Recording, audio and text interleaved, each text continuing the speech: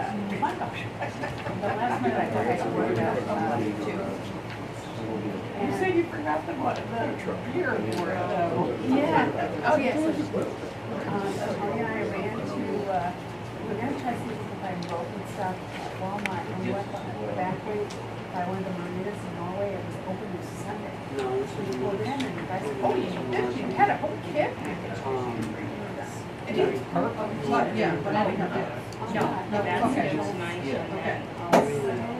Play all of them this year. One day, Carolyn Kemp came, Joseph and Matt. And they just parked in the middle of the way, it's swimming. Exactly, yeah, they need to be around the sessions. That was awesome. It's, so there's also different things on it. I'm sure there's More arrow.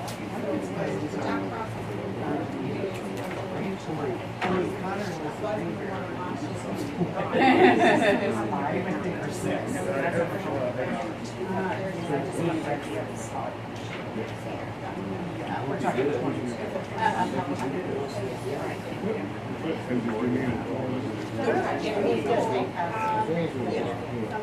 But that's what it is, because there wasn't a test. That was.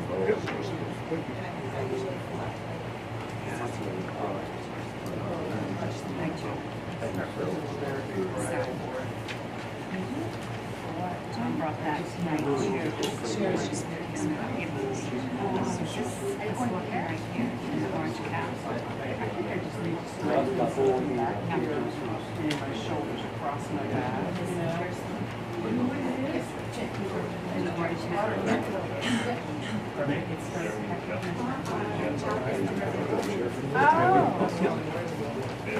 I've got right, they don't call me. They call that. I called them because I was.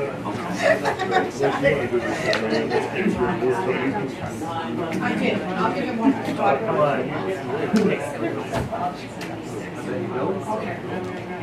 Yep.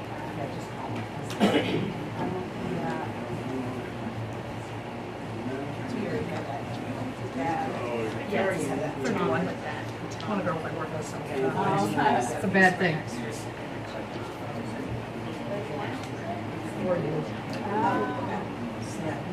They know that, so they just call me saying.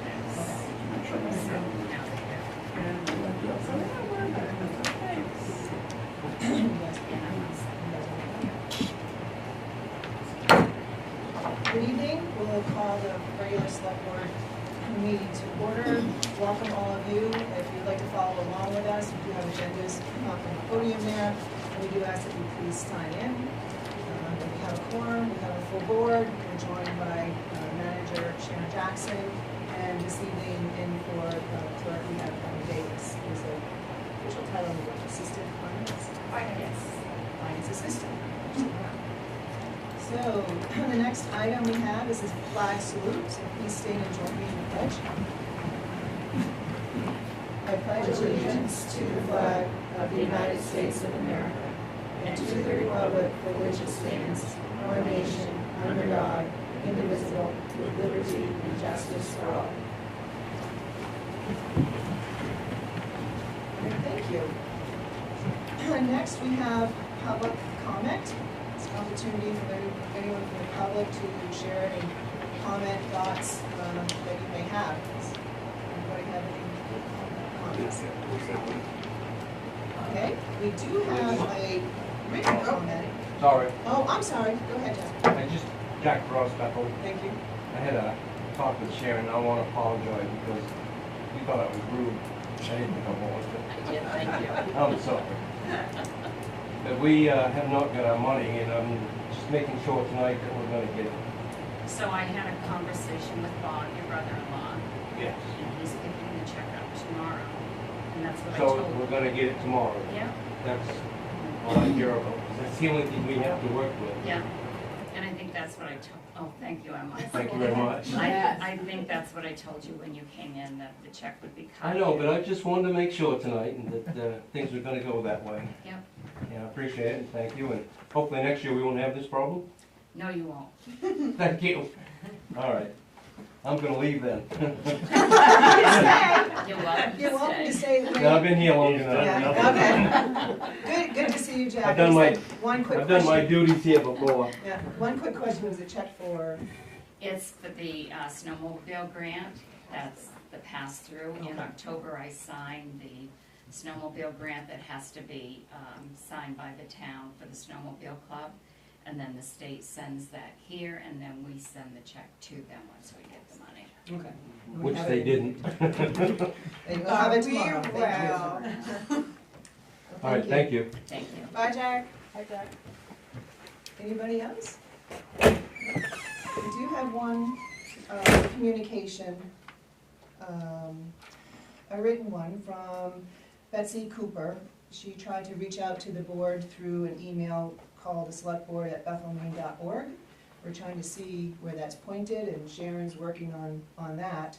But meanwhile, I thought I would just read it into the record. It is a public communication that came to us. And Betsy Cooper says, "Greetings to my town select board. Regarding the efforts of Wade Kavanaugh as reported in the June 13th issue of the Bethel Citizen, I applaud Wade's courage and foresight. Publicly announcing his dream to create a campus that is on a direct line from the elementary school to our local trail network is not just wonderfully magnanimous, but serves as an example of his abilities as an informed visionary. He has taken the risk of announcing publicly his intent of purchasing the conference center and expanding the thinking beyond the walls of the building, because as he stated in the meeting, you can't just build something until you have the relationships figured out. And you are thinking ahead about how a building will be sustained and how the community will decide if it's theirs or not. As a resident of Bethel for over 40 years, I believe I'm not the only one that sees this as an enormous opportunity. That, along with 20 years of elementary school teaching experience and a lifetime of enthusiasm for the outdoors, calls on me to want to involve myself in the conversation. Please let me know what the next steps may be." So I thank Betsy for reaching out and sharing this with us. I don't know if you might be able to contact her, and I think the next step is perhaps communicating with Wade. Yes, I can contact her. I'll get a copy of that, because I don't have a copy of it. And I did write to Chris. The emails for the select board don't stay on my emails, they pop in and pop out. And when I try to print a copy, I can't. And I know, Sarah, you weren't able to get a copy either, you said, right? Or you didn't see it? Of this, yeah. Oh, she sent it to us, didn't she? She sent it to select board. The select board have an email. Sarah sent it But to Sarah, us. you Oh, sent you it did, to us. yeah, correct? I sent it. Yeah, okay. I was like, Oh, yeah, no. Is that what you? or Yeah. I've did you asked Chris to explain how that works so that it doesn't pop in and out, so that we know where it is. But I think he's on vacation because I've sent him a few emails this week with no response, so he's probably out of town. When you say pops in and out, So when I bring up my emails, at the very bottom, I see a line that comes up, select board emails, and if I don't click on it quick enough, it's gone. Oh. So, I've never got, so have we received? email from the public? Public? I've never received one and I I thought it was weird. have, but not to the select board. I had when I was chair Yeah. at, but I was also pretty loose with my email online. this is the email address that Chris set up when he changed all of our emails Yeah. over. Yeah. And he set one up specifically so that you can all go in and look at anything that comes in. Oh, is it like a Teams thing? or- Yes, it is. I remember when Oh, you it's a said- sub, yeah. I know, Yeah. okay. I remember when you set me up and I Yeah. had to put that email, It's, but then I was like, I've never received any kind of yeah, email it's from the supposed to public, come to so- all of us. It's on a different inbox than the one that pops up. Well, that's It what is. I was It's a asking, different I was inbox. wondering. That's what it How is. do I Yeah. find? I don't know. Well, 'cause she's I'm gonna not work looking on at that, it. that's what we're, Okay. yeah, that's what we're working on. Okay, Chris. cause I feel like maybe I'd people assume try if to- it was like, if it's like normal Teams, that there's like a sidebar, and you can click on that, and then it pops you into a new Yeah, I inbox, tried but. clicking on all the buttons to see if I could find too. it. So we're gonna try and learn more about that and Yeah. perhaps funnel it through the town manager Yeah, to then get it dispersed to us. And Yeah, then it's not- cause I was let you all thinking know. maybe Thank people you. wanted to contact us like during budget season or something, I was like,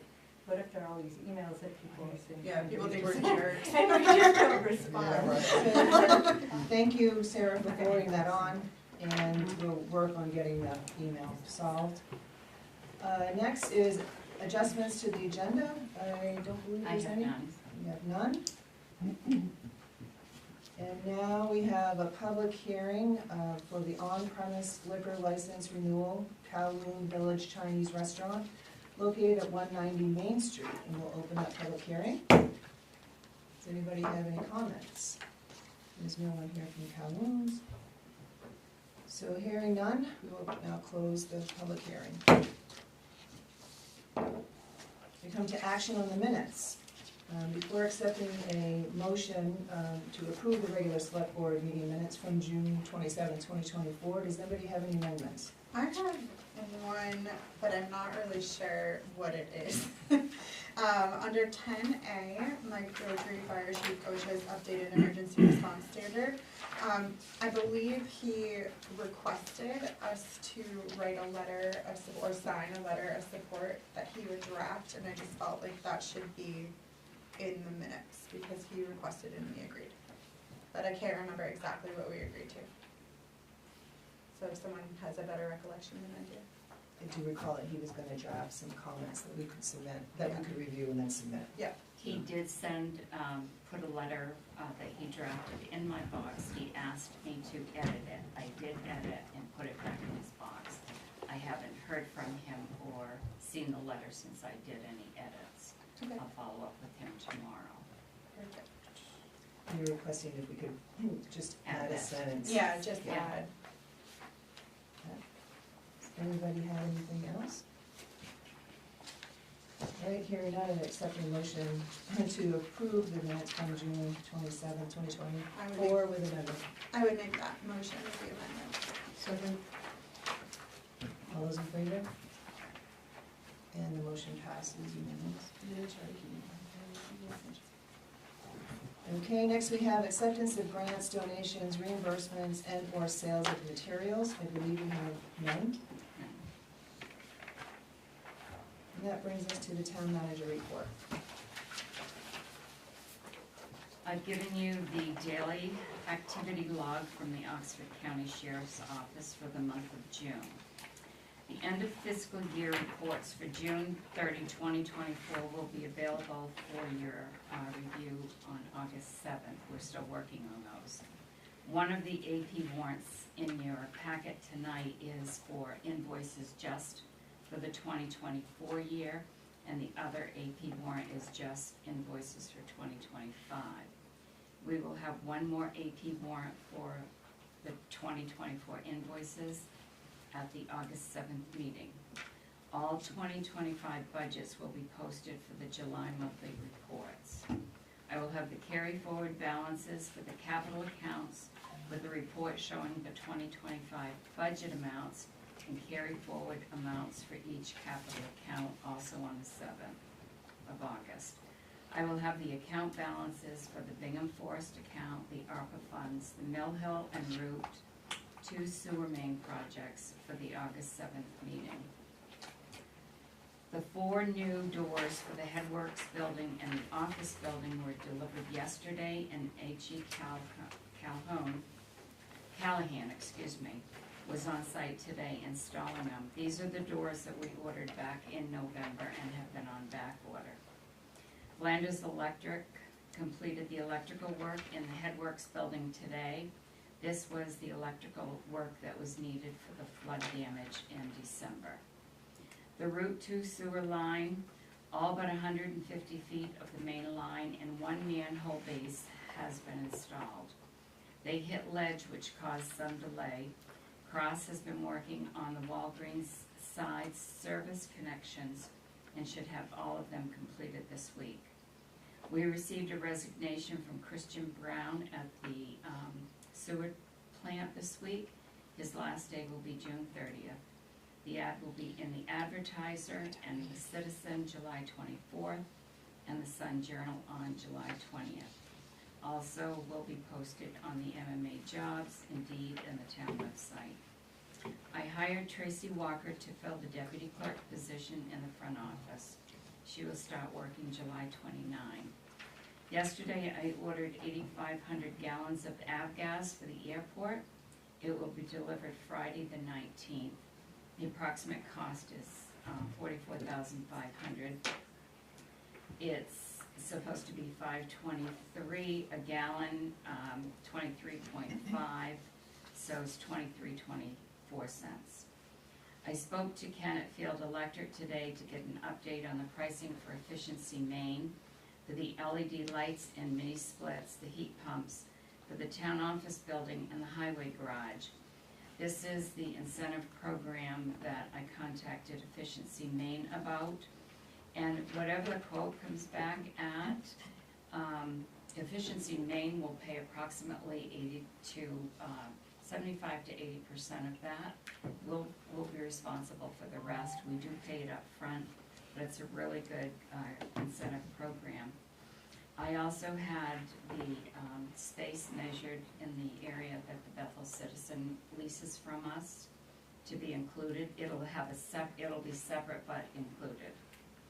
Gilman Electric is the one that provides all of the lights, and Field does the installation. I did meet here last Friday with the representative from Gilman Electric who did the assessment for the town office, and we were able to identify the 3 meters that are on the side of the building, because we really didn't know what they were for. 1 meter is for the entire town office that we occupy. The 2nd meter is just for the area that is leased by the citizen. The 3rd one actually is for the code office room and that section over there that used to be occupied by the police department. That's on a separate meter. So we have 3 meters here. The liens will be mailed next week. The last day to pay any balances before a lien is applied will be Monday the 22nd. Right now we have approximately 200 that are still unpaid.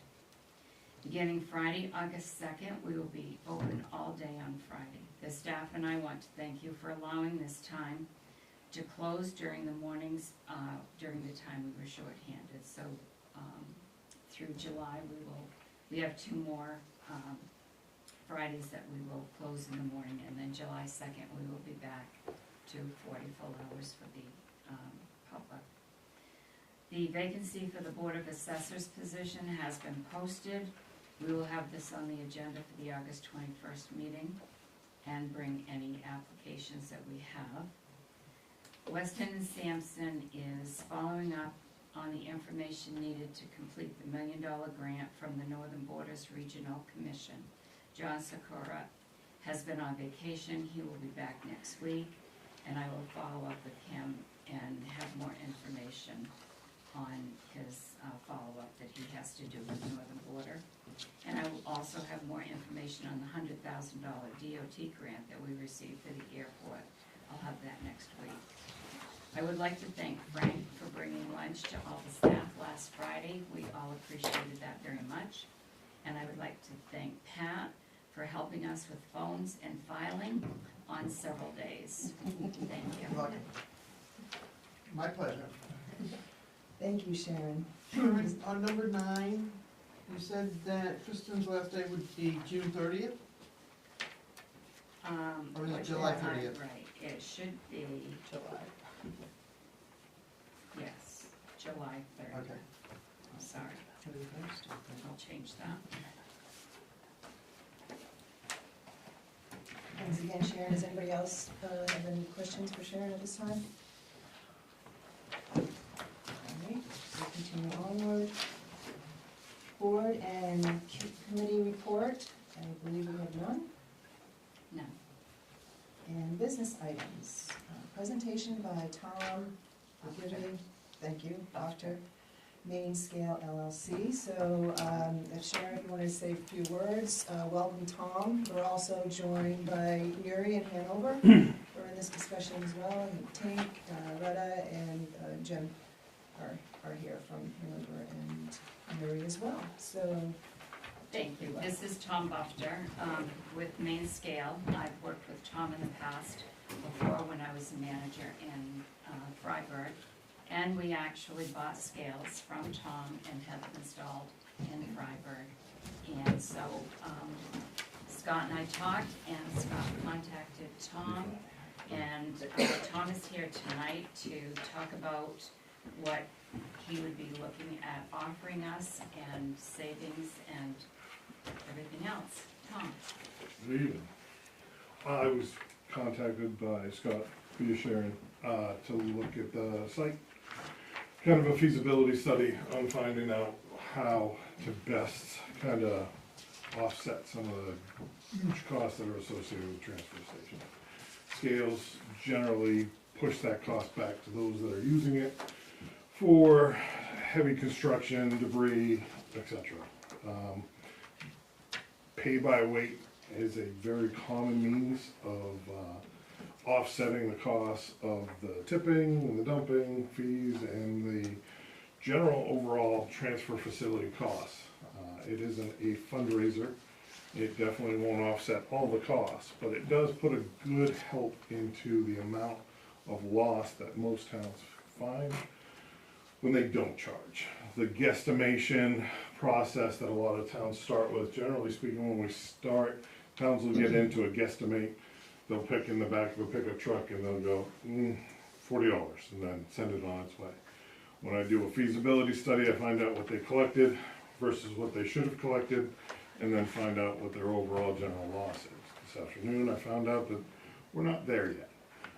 Not a bad thing, because if you look inside of the pretty picture poster that I gave you, I did get the information on how many tons the town of Bethel transferred, converted it into the pounds, 10 cents a pound, which is common for most transfer facilities that we do. And the general amount of money that should have been collected had all of the waste been charged by the pound.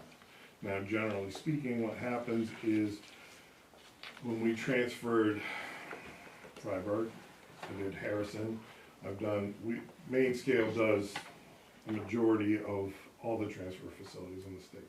We're very fortunate enough to be extremely active in the sector. In the industry, we are the only heavy capacity scale company left in the state. So we're very in tune with how people are doing work. I've left Sharon Bridgeton's fee schedule, so you have some idea of how they've been doing it for about 20 years. Generally speaking, the losses are substantial. The ROI is quick. I did visit the site. We did take a look. My primary concerns when I do a site visit, pedestrian traffic is always number one. To validate safety, traffic flow, training of the public is a big important thing, because sometimes they're just used to something. And then we get into the fun part. But I believe down by the compactors, the bottom of the road is the best site. It's a straight line of sight.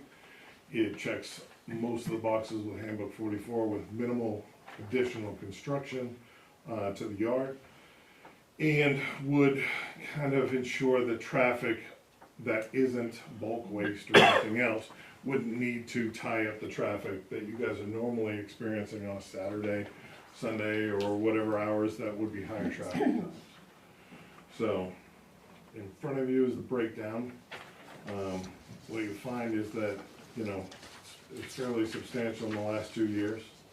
The pretty pictures are just the scale, the example of the scale. Now I support, currently I distribute for 7 different manufacturers. The Rice Lake one has by far the best warranty, and that's the one that I go with, because currently with the 12-year everything warranty, it includes the load cells, the structural, the junction boxes, and the indicator in that 12-year, which means that it really ensures that your ROI is not only effective, but your return after that point goes the length.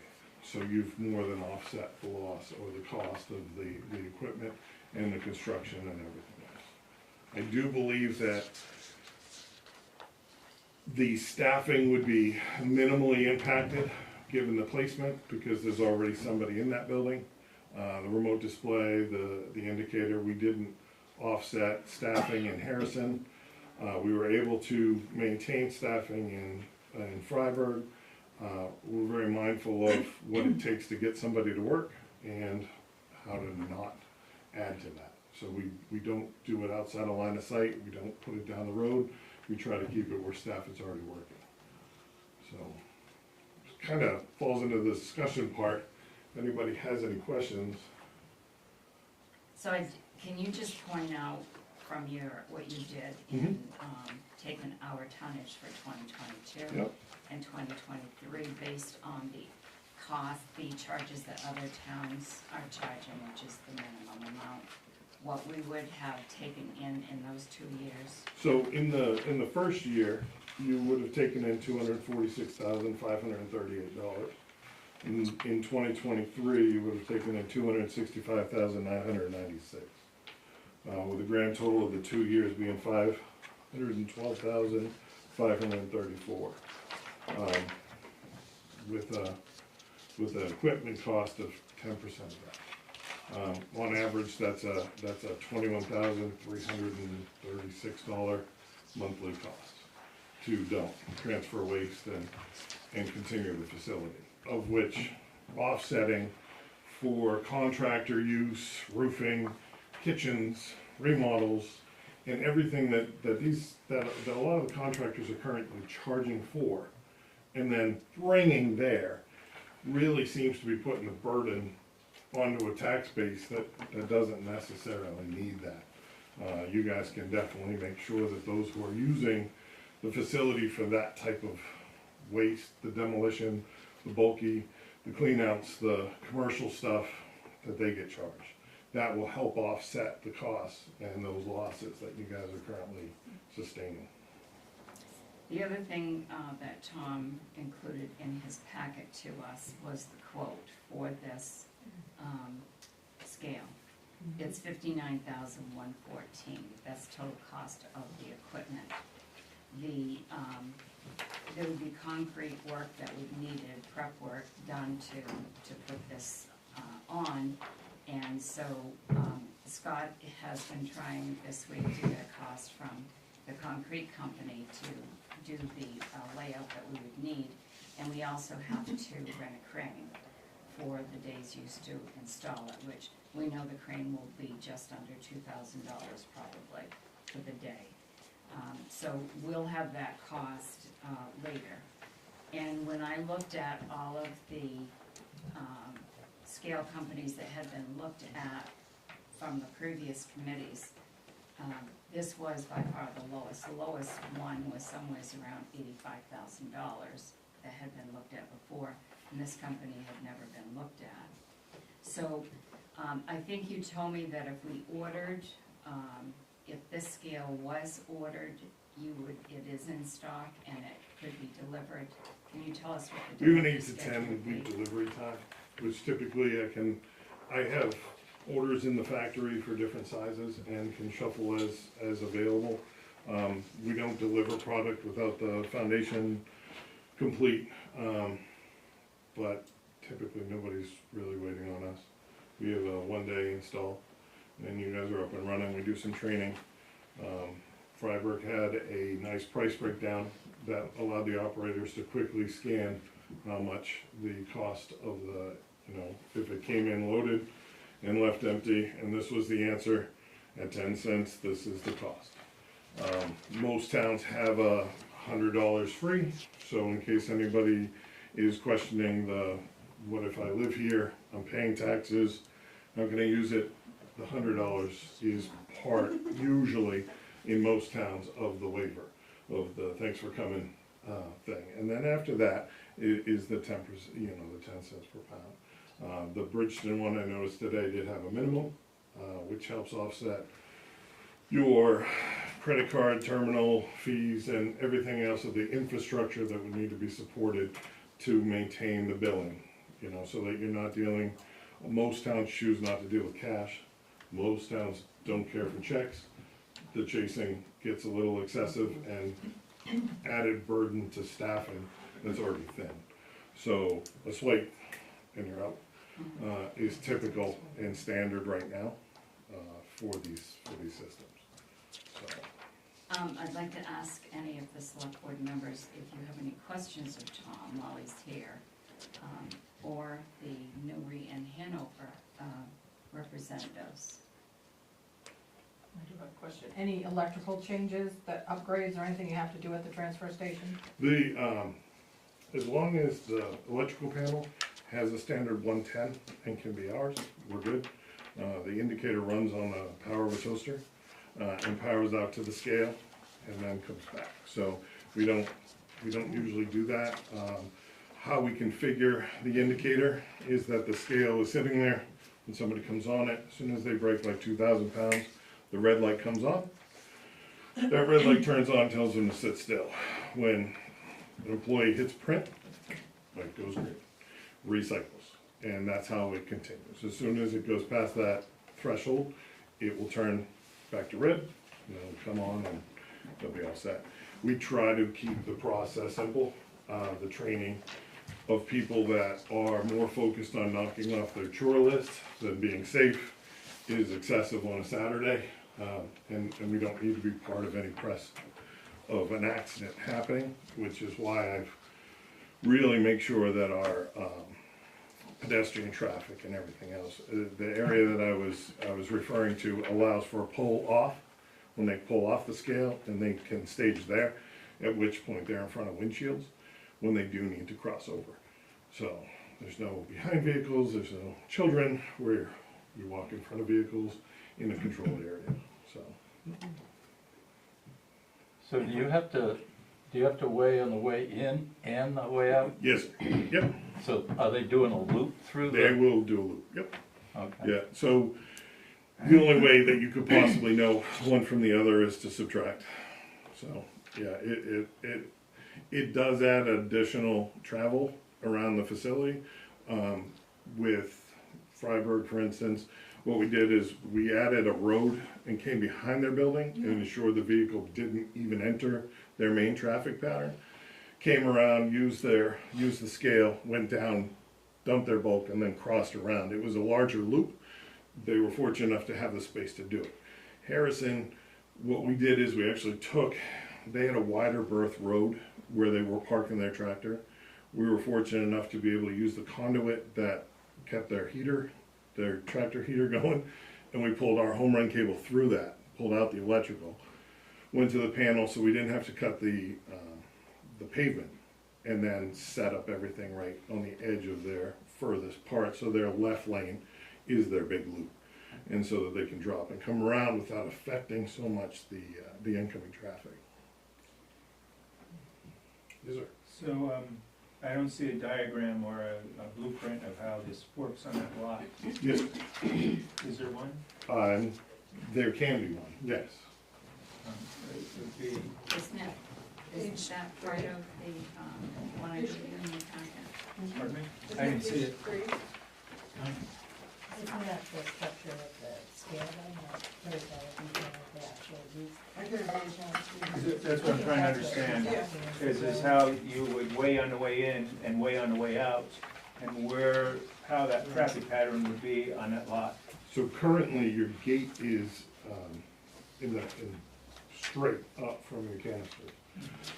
Discussing with Scott, some other options would be to take the gate a little further down. It would give a little bit more room in the yard and allow your traffic to come around the canisters and up and circle through, and still allow the Joe homeowners to get their trailers straightened out without having to back up. Lost you. Yeah, because, yeah. Okay. So you move the gate, what direction? Towards Rumford. Towards Rumford? Yeah. Okay, so, and you drive in, so you're on the top of the plant, you're not on the bottom? Negative. So when it crests and comes down the hill, Yes.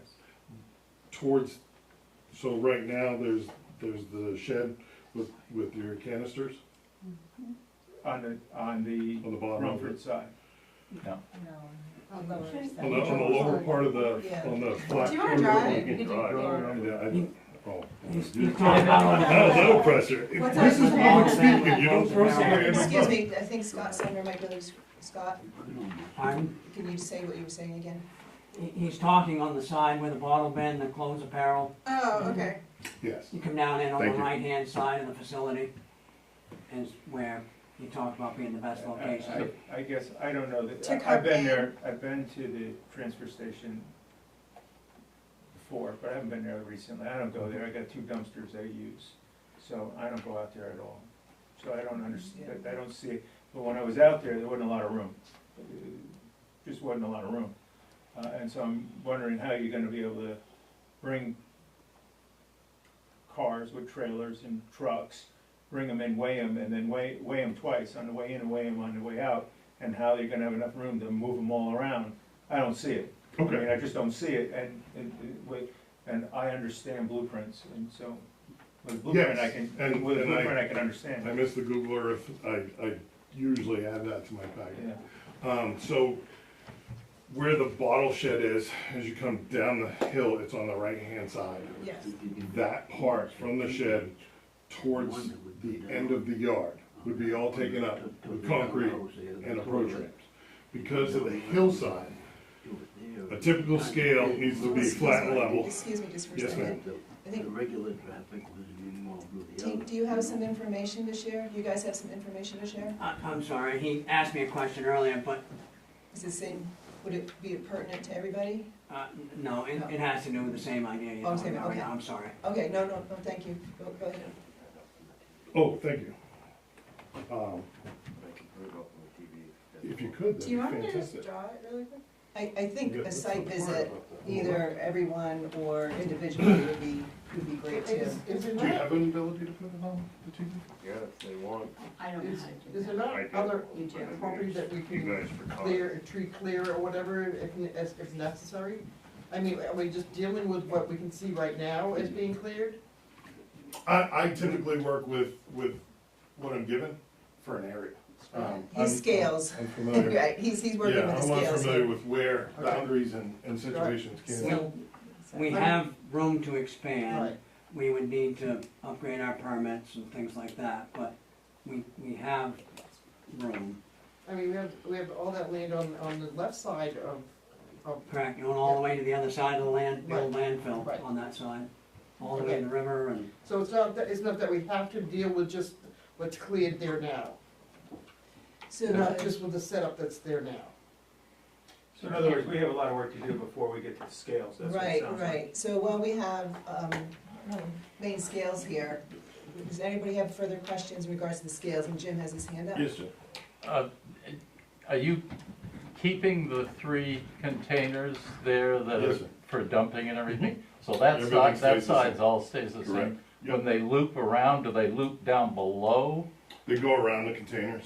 around the And outside? just They're doing a continue- full They'll sweep around do the a full circle. outside. They go around the containers. go So they're up and gonna down be and doing down. that twice, once to Correct. go through the way and Yep. one with the load and one Correct. without, right? So they come through with a load Mhm. and they're weighed, and then they dump, and then they come back around with Weighed no again. product, Mhm. and then they're weighed again, so that you know exactly how much they're paying for. That will all show up on the screen.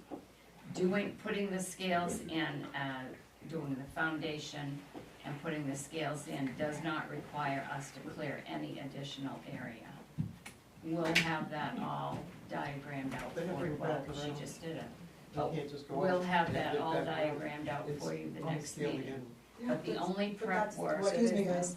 the only prep work that is needed to get the scales is the foundation, and we need the crane to get it set. So only the foundation, that's all that needs to be done to put scales in there, nothing else. I think what we're asking, well, what I'm interested in is knowing exactly where scale 1 and scale 2 would be and how it would affect the rest of the flow. Okay. Yeah. Is it 2 scales? Scale, No, no, no, there's it's only only one one scale. scale. Oh, it's the same It's the scale. same It's scale. the That's same, what no, you're Oh, putting I this, wasn't gathering that. No, we're good. I'm back on board. Yeah. So when you talk about widening the opening, you need it for a separate lane coming in and going out, pretty much. So, Because you could have 2 well, go ahead. no, I take that back. Well, we Wouldn't discussed, necessary. I believe this Yeah. would be to just bring the entrance up here to allow the traffic to come through.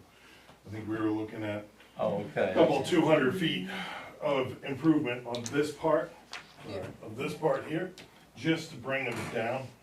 And then where closing bottles are on a downside, that allows for our approach ramp to be right onto the scale. So it shortens that part. So the only one that I have to make sure is correct is the one after, at 1/2 inch per foot, and then come to your bottom in the back. So the only discussion would be where those sheds would go. Okay. That wouldn't impact traffic flow currently. And given that if that did alter or change, there's some space for those sheds to go. Yes, ma'am? So if the one truck, gets weighed and then goes and dumps, can another truck come in, like you don't have to wait? No, ma'am. And, okay, so that's easy for them to identify. It is, what they do typically, what an operator will do is they'll put it in, small town, most people will be like Steve, blue truck, they take a pen and just put whatever on the ticket, hit print as an inbound, put it to the side, the next one comes in, put it to the side, put it to the side, you can have 100 trucks sitting there if you had that kind of a dance. So it's like a parking garage, kind of. Yeah, and then you just outbound, and it has the tear, and you're good. Okay, and my other question was, does that mean that more people are required, like, will we need more employees there? No, ma'am. So- No, that was why the setup of the hill, because currently, you already have somebody stationed at the bottom of the hill. That person would just print the ticket. All right, so they wouldn't be helping with like recycling and trash anymore? You know, It's, they it's usually not a help with- full-time position, the ticket takes seconds, 3 seconds to print. There's 3 guys there. Yeah, I think they can. I've never And been they do a sure. great job. Does anybody have any more questions in regards to the scale and the equipment? Well, just curious, operation as far as paying, Mhm. do they pay at the existing shed? Do they have to get out after they've weighed They the would. second time? Yep. Go over and pay? And the exit ramp, Would they there's go, enough space at that turn for them to get out of the vehicle. or Again, go around behind on the other side? Correct. Yep, Okay. without impeding traffic or flow. Just one more question. Yes, ma'am. Wintertime, Wintertime. the, during the winter, Mhm. cleaning them, is it just you basic plow it, you, So, Scales. funny thing is, most of these come from the Midwest. They Mhm. have a don't plow and roll. We are in Maine. This isn't a surprise, most people know how to run a plow truck. Keep it up a little bit. keyword, They say hand shovel, snow blow, or Yeah. whatever else. It is just a 40x11, and it would clear out easily. The diamond plate on the front helps with some of the slipping, but it is a slick spot in the winter times, especially with the ice and everything that we're all used to here, with roads and sidewalks and everything else. so can you put salt and sand on it, and will that affect the weight of the trucks when they It come on won't it? affect the weight, Okay. Because you're it doing might it. affect the paint and fit and finish, and it definitely affects concrete. So, what we usually do, there's some options on that quote, we do bring them up, we wanna bring them up a couple inches, standard gapping is 6.5 inches, the extra 2 brings it up 8.5. 8.5 is usually enough not to get air, but enough so that they can notice that there's some ice, because it's right in the corner. Everybody would have a screen door, if that little corner gets stuck, you're gonna look funny. Same thing on the scale, if that corner gets stuck, you're gonna weigh it. So, And continuing with the winter theme, the functionality of it is extremely cold, or you said snowstorm, is pretty good Oh, yeah. record Yep. with it. yeah, we have this model up in Ashland, and we have them all over the place, and with people that earn a living with what goes across them. Does anybody put a roof over top of them? Have They you do, seen that? yep, yeah, they put roofs over them, they do all kinds of cool Which things. is, I would think it would last longer, function better with a roof over it. They do. Usually, roofs become a tripping hazard to projects. So, Something to run into? no, typically what Something is to hold it. best is to get it and then construct your roof. Yeah. Cause once Yes. people get into let's get it to this part, they start building things and we start rigging under things and. Right, and you can't do that, but yeah. Right, so we like to kinda lay it first and then you just build what you want around it. Makes sense. Does anybody else have any questions Yes, with sir. the scales? Just quick for the timing and the amount of traffic that can back up on a Saturday morning and the coming across, because it's not uncommon to see traffic backed up on the side of the route. Mm-hmm. I think that was where the conversation started about bringing the entrance up, which would allow your driveway, instead of being straight down, would allow it to go up. So that way you guys can get off of the main route and get into the yard. And depending on how far you guys want to move that entrance to make that driveway so that you are staying off of the main road, that would be the best plan for it. The scales are only to weigh bulk trash, it's not to weigh garbage. Construction debris and shingles, all of that. The rest of the facility stays the same. Municipal solid waste and recycling still go in the compactors just as usual. This is just construction debris. And what was the price? I didn't see a price in there. So the invoice, there is a copy of the invoice, the Over in scale, here, okay. the scale itself, everything included, there are a few Without optional the- things, yeah. this is 59,114. Okay. And then, we don't have the price yet for the foundation, Scott's working on that. How big of a slab do you? What was the size of the? So it's a slab? 40-11 Yeah, with Oh, so just the same 10 amount. foot, yeah. 10 Oh, foot okay. approach piers. So you're at 60 feet. 60? With it, yes, I do encourage a washout slab in between the piers, Mhm. because generally speaking, you're really only doing 3 piers with the approach pads that are attached to the end piers. Yep. But the washout slabs ensure that we can wash things away, Mhm. and we're not digging, so it does come in handy. Just curiosity, is there a limit to the size of the trucks that can get on the scale, plus make turns and everything after you get on? So a 40-foot scale is, can do everything from the 10-wheel. So what Scott would do would be, as soon as they pick up, they can actually weigh out and check the weight at the tipping spot. So he can do the 10-wheeler, the dump trucks, the 100,000-pound vehicle can go on the scale if it can fit on the scale. Yeah. Tractor trailers, they're split weighing, they're not supposed to be on there. Yeah. So, But there'll be enough swing space and everything yes, to yeah. get around to get Yeah. back out. So Sharon, does this create a no limit as far as what people can bring in? In the construction debris, they can bring, whatever we take for the construction debris will go across that. So, I mean, does it open up the door for larger construction vehicles to be coming in with debris? We already have trucks and trailers continuously. Yeah. I mean, big pickups full, and then they have the utility trailers on the back that are. So we're opening the door for like Depending how we price it. Depending a what construction, yeah. policies. A construction project. Mhm. There's no limit to it. You could be building 36-unit condo, and you're gonna use the transfer station as your waste disposal. They are right now. What's that? They are right So- now. They do now. So they're not supposed to be. Yeah. That's part of the problem. Yeah, so, So- yeah, but, Hold on. yeah, Go on. that's, Yeah, ex- so I that's, think- that's where I'm going with all of this. Now we're not supposed to, I don't think we're supposed to be the dump disposal for a construction job that size. We have ordinances that We do. prevent us from doing that. If we have a project that is over $25,000 in Newry and in Bethel, they have to have a dumpster on site, and it's part of their building permit that they have to get a dumpster to So dispose of their own. what we're establishing Is as we under talk that. about this, is that the scale isn't to open up the door for the avenue to get rid of waste material, construction waste material, isn't through our transfer station. This is to provide disposal for a limited amount of debris. It's what we're taking in now, Yeah. that No, is but under we're the $25,000.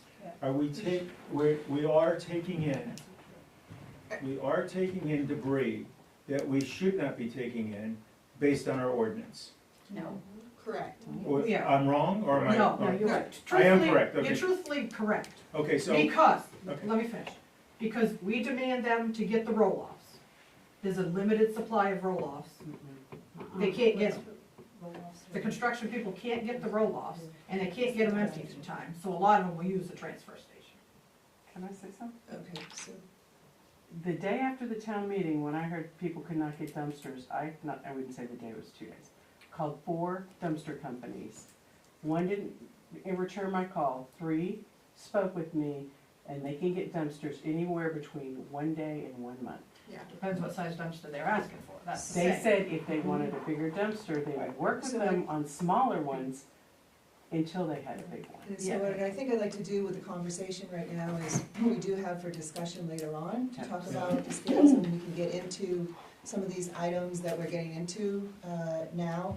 I don't know, if some of the items we're getting into now, I don't know if we have any figures. I mean, we all have stories, we all know there's folklore about whether you can't get roll-offs, or somebody came in with us, if we had any figures anywhere, that would be helpful in our Which kind of review. figures, Tim? it's not to do with the scales. Right, I'm talking for later on. This would be figures of, I mean, we started right off that you did a feasibility study for Mhm. huge cost, so I'm not sure what that, Not the cost, that was a No. loss. huge loss. Right, So I don't know where that's the where whole. that all came from, but it'd be great to have a copy of your feasibility study. It'd be No. awesome. That's it. Okay, you just verbally I, said it. I literally wrote Okay, down the all math right, for you. thank That- you. Only because there is no charging. Yeah. So the number is, this is what you got, that's what you Yeah, tip, this is our and this is how much yeah. if you charge Yeah, it. right, and then also, we can do our own diagram, and we can have a site walk to understand Absolutely. that. And I'd be happy to be present, when you guys decide to do that, That's- to kind of walk you through. I have, we put cones up and everything else. I will additionally tell you, one of the jokes that Bud, who was the town manager over in Harrison, made, I live over that way, so we get to chat, and then he says, all I had to do was dig a hole. You would not believe how many people left to find new friends. He found that Harrison was getting taken advantage of, and contractors were abusing the situation, and as soon as word got out that scales were coming, instantly dropped the amount of waste that they were having to deal with. He says, I saved more money just saying I was getting it. Yeah. Then, he says, it kind of messed with my ROI a little bit, he goes, but it was kind of funny. He goes, because people we saw for years now all of a sudden don't come around anymore. We do find, he says that was just some feedback that I kind of got some, Two brief scale questions. One is the calibrations, how often do those have to be calibrated? twice a year, maintain warranty. We Twice a year. come by, we make sure that grounding is still where it's supposed to be, how it's supposed to be, and it's weighing and operating correctly. At that twice a year, we would put you on the loop. We do Casco, in one day we'll do Casco, Naples, Bridgeton, Harrison, Oxford, Norway. We also do West Paris scrap, so you guys would be Oh, yeah. part of that. We also come up and do, we do a majority, I would say a strong 80% of all the heavy capacity scales in the state of Maine. In the life of the scale? You would probably see I would say 30 or 35 years on the scale. Okay, so twice the warranty? Yes. Twice the warranty?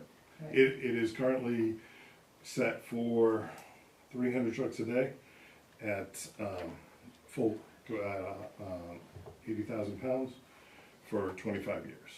So if you could find 300 trucks to run across that at 80,000 pounds, you'd be able to get 25 years out of it. And lastly, do these scales rank up that we need to have some sort of state permit? As far as, you would need to get your weighmaster's license, somebody here would need a weighmaster's license, simply to show that they understood the process of which everything weighs. The vehicle has to be on the scale at all times. They can't, if someone pulls in and they're in their vehicle, when they weigh out, they're also in their vehicle. The simple things to that, understanding what legal is. We do all the state paperwork, we let them know that we put it in service, and then they come by at their leisure. to kind of double check.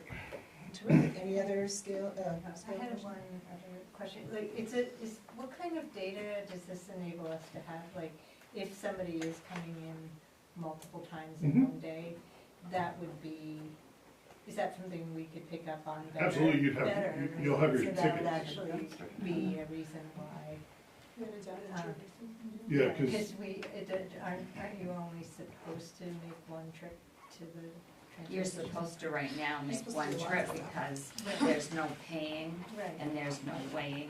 So if you have scales, right, you would have record of that and then we can start. they with can, that. they can actually come in twice a day as long as they're paying. Yeah, Oh, they're still they paying, can. yeah. Yeah. And if So we that's want not to, a- and if we want to, because we're dealing with weight right now, Mhm. it also I see. brings on volume. So if we're doing this, and it's something that we have to have as a separate conversation, is what tools do we have now to restrict the flow? Mhm. And what tools do we wanna use? Scale's one of them. But we have, however they change out where the construction debris goes. correct. So we're taking care of the weight, but if we bring in more, what are we gonna do with the volume? Right. So more Well, conversations, there yeah. will be more data though, Yeah. which will be It would useful. definitely be your toy to play with. Yeah, yeah, And however you'd wish to. yeah. So any more scales? I have a question, I think it fits in now. So if contractors are supposed to have dumpsters on site, most of them don't. So if they did have their dumpster on site, which would be, cost them less, dumping it by truckload at the dump or having a dumpster on site? Typically, the dumpster on site, Definitely. 10 cents a pound does add up. But it depends on what they're throwing out. So when somebody does roofing, first thing that come off the roof is the shingles. Last thing is the fluffy pink stuff. Yeah. Everybody, when they guesstimate trucks, they look and it's just a truck full of fluffy pink stuff. It's like, $40. Guy goes out back, empties out the shingles. Those asphalt shingles are heavy, you know, and that's typically where my conversation starts on a facility that does the guesstimating. So maybe they would adhere to what their The codes our codes are now. I think it's just another extra layer for enforcement. Like, it has to be like a three-pronged approach, because obviously just having it in the code book doesn't matter if nobody's gonna No. enforce it. Yeah, you need a plan. You need the whole And thing. the 10 cents is a start. Yeah. If you find that market needs, costs and everything else, and you really wanna curtail, use of the scale, you can absolutely do that. It is yours to play with. Yeah. So, I mean, the ability falls strictly to you guys. And the adherence of it would be by choice, free market and all. Well, thank you very much Absolutely. for coming. Thank you Yeah, very no much. problem at all. Yeah, yeah. There's a discussion at the end, I know you wanna move on, but did you wanna stick around so that I could, you know, lend some knowledge on the fee base that you had at the end of the? It's up to you if you would like I'm to. good, I do all these facilities, it would be, I Yeah. just feel like I It kinda probably let you guys loose. probably be of benefit, Yeah, and then, I absolutely. mean, because we're just starting to get into it, and then No, knowing we have we're good. access to you, right? With any further questions would be great, but up to you if you would like to, stay. Thank you, yeah. Thank you, guys. Thank you for participating. All right, we will move on, to action to approve the renewal liquor license for Kowloon Village Chinese Restaurant located at 190 Main Street.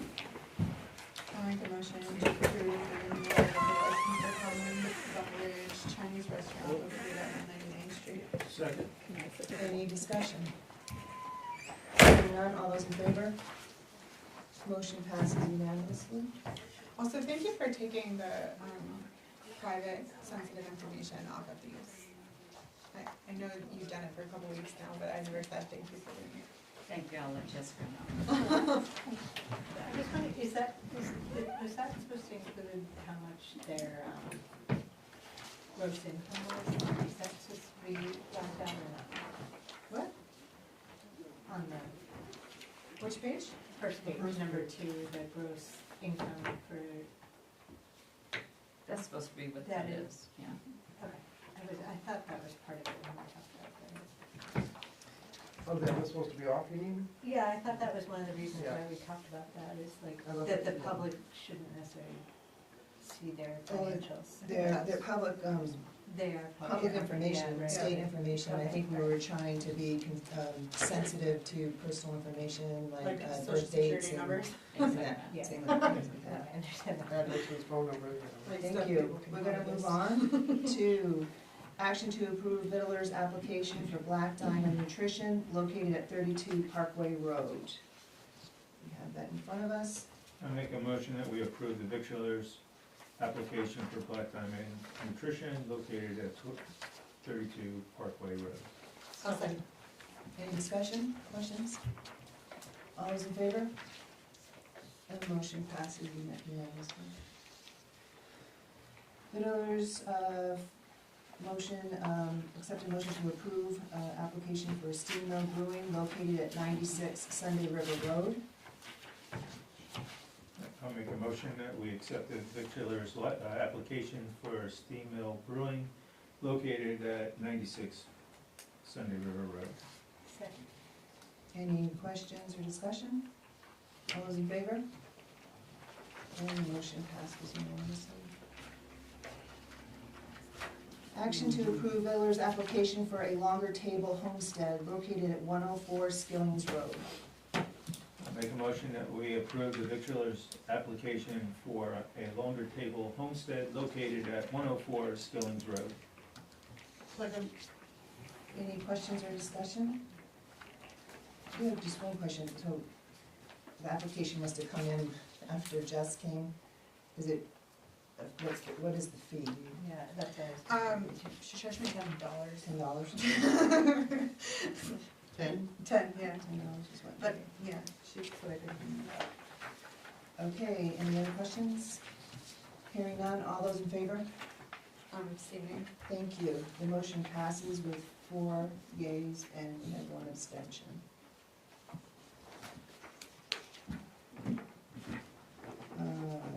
F, action to approve food truck application for Trips Farmhouse Cafe located on Main Street. I'll make a motion that we all spaced out for a second. I'll make the motion that we approve the food truck application for Trips Farmhouse Cafe located on Main Street. Second. Any questions or discussion? Well, I have a question. Where's the sewer hookup? How's the waste taken care of? It's self-contained. We know that for a fact. I do, yeah. The water supply is self-contained? Self-contained, they get electricity from Philbrook, because I Okay. lived in it. And the unit itself, is it parked in parking spots? No, it's on the back side of their parking lot. And they weren't used for parking spots to approve the Philbrook? For their occupancy? Yeah. I would doubt it, because there's no requirement for a Right. business to have, a business that doesn't have sit-down seats to have parking spots. But, so, Plus the 12 on Main Street, that you get extra. Pardon me? Plus you get 12 extra on Main Street, the first 12 don't count, even if it did apply. So I think it would trade it off. so some of these questions could possibly be answered, especially with the water containment and such. Yeah. If we had the copy of the state license, the mobile food license that comes with it. So, that was one of the reasons to have a copy attached, because it says how they dispose of everything. And, and then also to know that it's truly a mobile unit, whether a truck or a trailer, is to have a copy of the registration, and well, at least the number is here.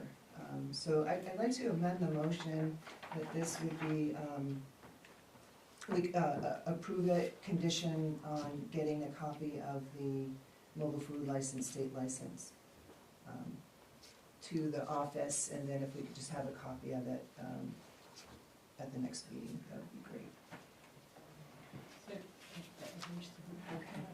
So, Ray, Do you know, did she receive a copy and just didn't include it in the packet? I don't know that. Okay. and we don't require that of It's different for, the mobile food truck, cause they have different requirements, and, the self-containment is really the thing, right? So like if it's a restaurant and it's plugged in, you know it's plugged in because they have water and they're on Main Street. But if it's a food truck, you don't really know unless you have someone saying. But you're right. And that's, and the license requires- the license states that, Yeah. where they dispose of it, you know, the plumbing, they look at it, cause, you know, are they putting it down the sewer drain? Are they putting it in another building? Are they driving it to a home base in Auburn to go dispose of it? Yeah, which is. And that's why this was a request to have that there, so. Yep.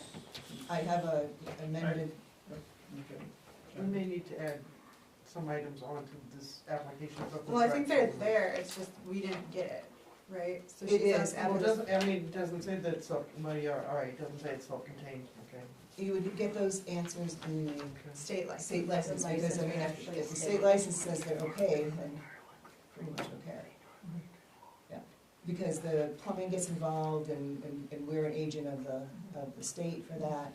This application, is this an application for a victualer's license? It is an application for a food truck mobile trailer. But for- Is that a victualer's license? Why, is this Yes. this is part of our code So that this, says that you have to do this? so this is part of the code, this is part of in my first term, that a mobile unit, according to our code, is a structure, and when it's commercial, it needs to go go for the planning board for site plan review. That wasn't happening, so we exempted food truck from the site plan review. And what we required instead was to have that it was indeed a mobile unit by providing the registration of either a vehicle or a trailer. And then also that we at least knew some of the performance standards would be taken care of if they presented a copy of their state license. And hence it alone is a food truck mobile trailer, exempt from site plan, and then the fee was set at $20. So the only issue here is that we don't have a copy of that. Yeah, and they might have given her a copy, she just They didn't might have attach given, it, yeah. and that's why. It's a conditional. Yeah, it's the conditional approval for when the office receives makes a sense. copy of it. And then, of course, if we could just have a copy at the next meeting. And I just have like another quick thing on this. I wonder if we should add to this document the site of the food truck, like where it is. Yeah, that's because when I first read it, I was like, wait, it's in. 'Cause I think Because I was like, I thought The it was- purpose of, one of the purposes of the victualers is to know like who's selling food in town. So just to follow that theme, if we add just like where is the site? Yeah. Yeah. Well, And maybe well, the it may period of change time it, it's gonna right? be there. So we start to get into site plan here. Right. And it's exactly why it was originally supposed to be through site plan. Yeah, But you do make a good point, I believe, as far as location. Another thing you get into is the site that it's at, you know? The site that is, you guys have a question? she wanted me to look up I food think- trucks in the book. I don't think it specifies any of this paperwork. I think there was some amendments made Yeah. at some point. Yeah, this one's But it could be that it's not in the 2017. book yet because they stopped putting revisions in the book when they found out that they were doing it in the book. No, we can look that up later. The application is how it was amended, and the performance standards, I put in quote, that was requested in order for them to be exempt from the site plan review. Putting location is a great thing, but that's the whole thing about being mobile, is that they're anywhere. But that's probably not a bad thing to do, because if it becomes a permanent location, that affects the site plan of the location that they're at. So there's implications in that too. So that's why Yeah, I there don't should know be a the duration definition. time on there too. I If think you're gonna have there's a site definition. If Isn't there's that a part of site- the definition? location, should have a location timeframe. You just brought up a very sensitive issue Yeah, and I think that that's. is beyond just this application. Correct. It's a whole nother conversation that we're having now this meets the standard, all except for that we need the thing. So we should approve this. This conversation we're having is another conversation we could put on the agenda and discuss that later. Thank you, yeah, Yeah. thank you. So we We do, move on to a drink. we have a motion to amend the motion. That there be a conditional approval upon receipt of the copies of the state license to the office, and then we receive a copy at the next meeting. I would second that motion. Okay, any further discussion on the amended motion? We'll vote on that. All those in favor? So that's unanimous for the amended motion, so now we will vote on the motion as amended. I will make the motion that we put in a conditional approval for food truck application for Trips Farmhouse Cafe located on Main Street, requiring them to submit a state license to their application. Second. Any further questions, discussion? All those in favor? Thank you, and that passes unanimously. We now go on to G, action on the bid for hot top resurface of town roads. Bids will be available for the meeting.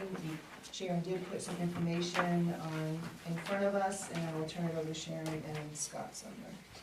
So I've given you a copy of the quote that went out, and also the two bidders that submitted bids. We received one bid for the road projects that we bid, $416,157.50 from the Spencer Group, and the other bid was from Pike for $370,126. So what we have is we have $285,000 that was budgeted for roads this year. So 285? 285. Okay. This bid was, the low bid was $370,126. We have $50,150 in capital roads that we can carry over, which will be on one of the amounts for next week. But we can carry that over. The difference from the bid and the budget is $85,126. So that leaves a difference of $34,976, or rounded $35,000. So what Scott and I reviewed all of this, we would take out the Davis Road that is estimated at $35,000. That's the airport road to the end of the road, the dirt road. So if we take that $35,000 out of the projects that we included the 285, we would have the amount that we need for this project. So based on that, we would be asking you to approve the bid for Pikes to do all of the road work with the exception of the Davis Road.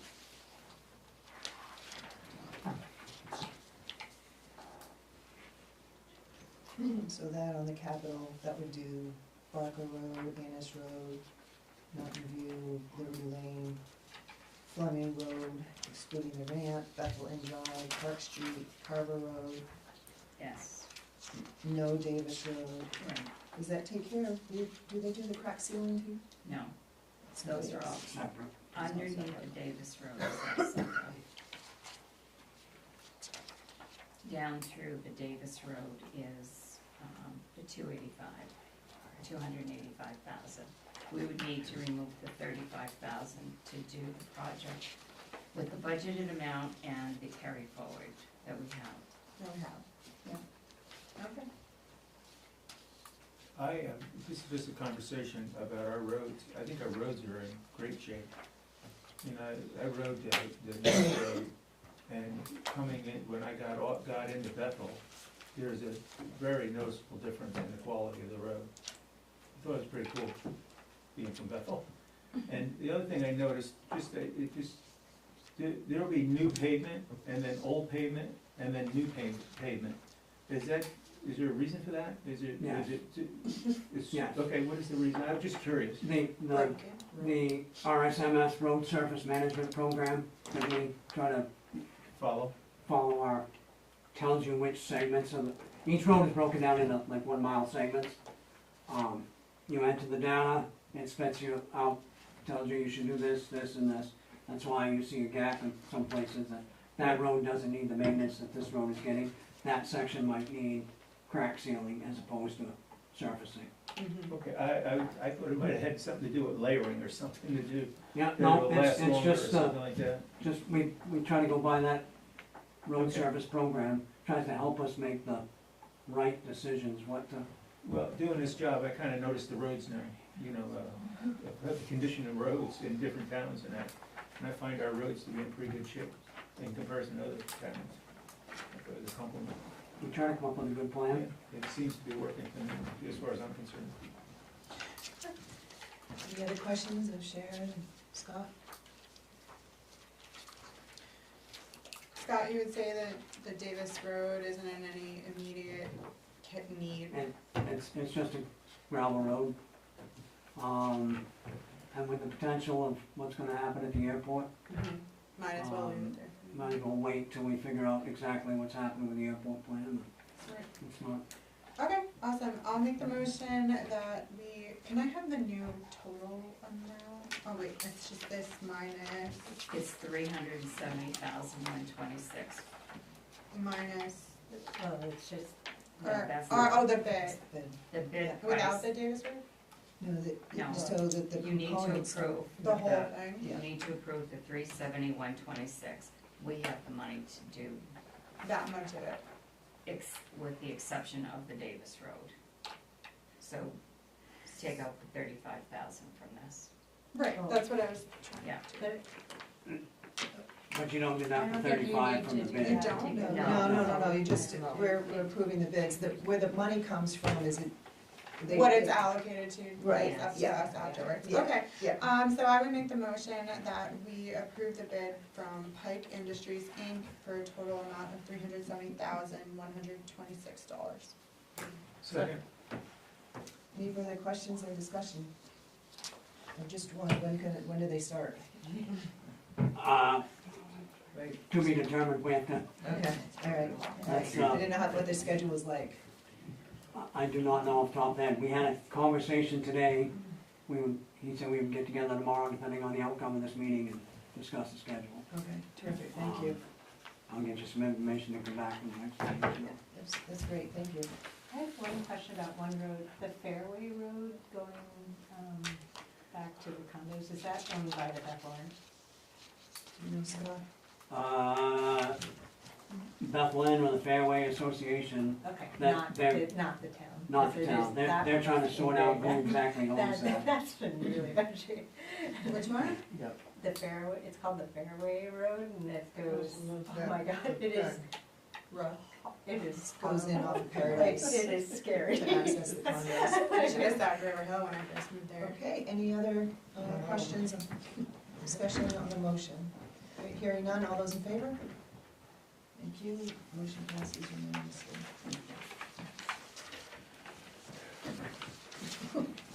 Thank you guys for your work on that. Next, we have,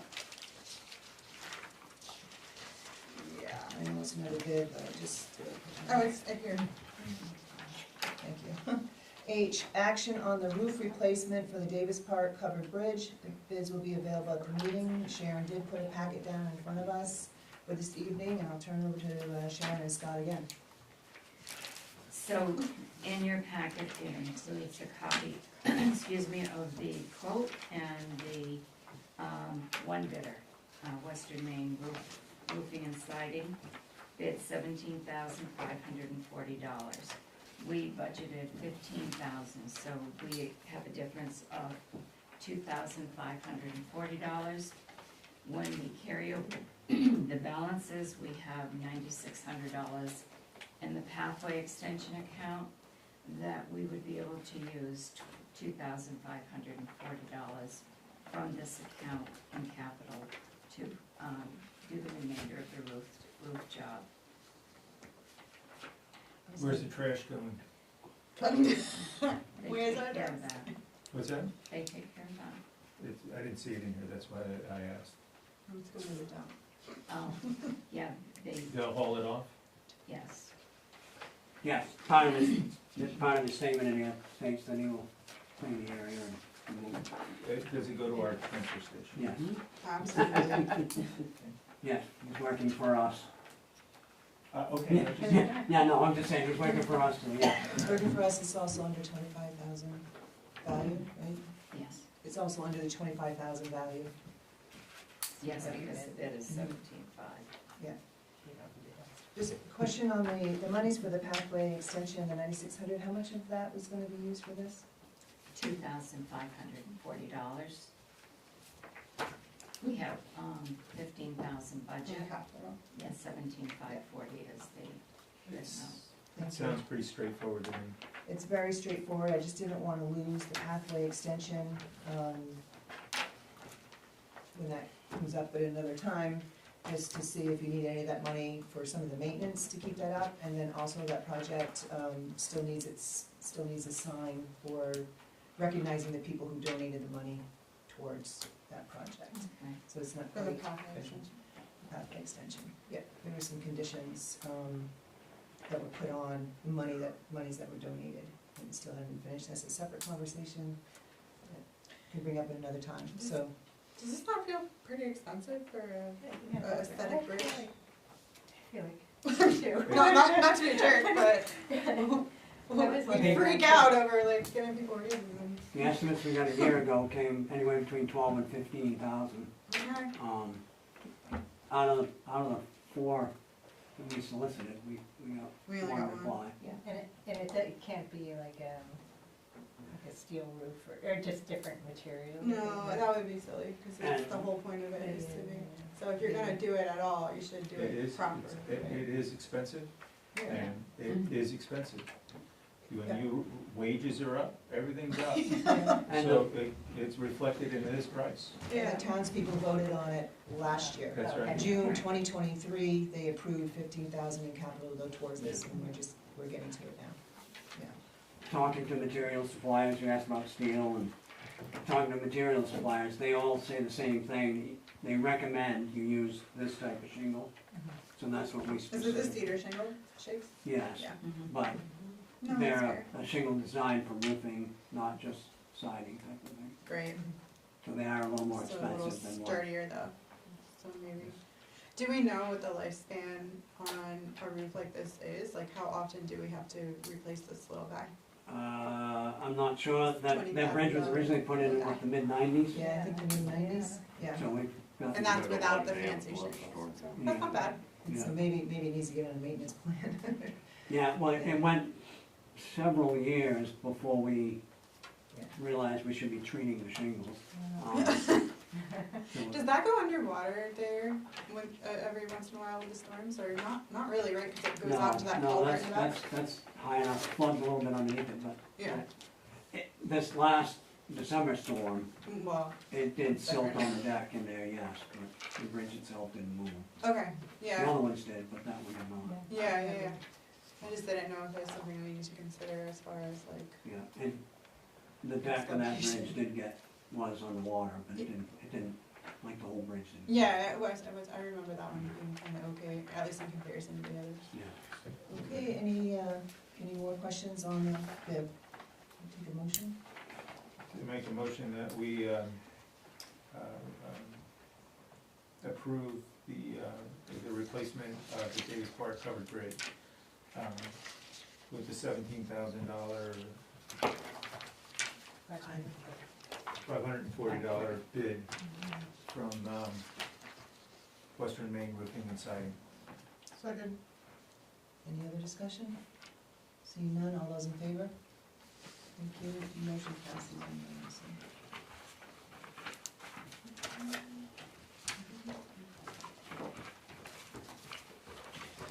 Okay, we move on to I, discussion of transfer station scales and stickers.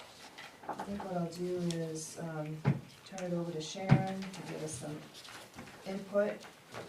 We also have Tom here if we have any other questions as well, thanks.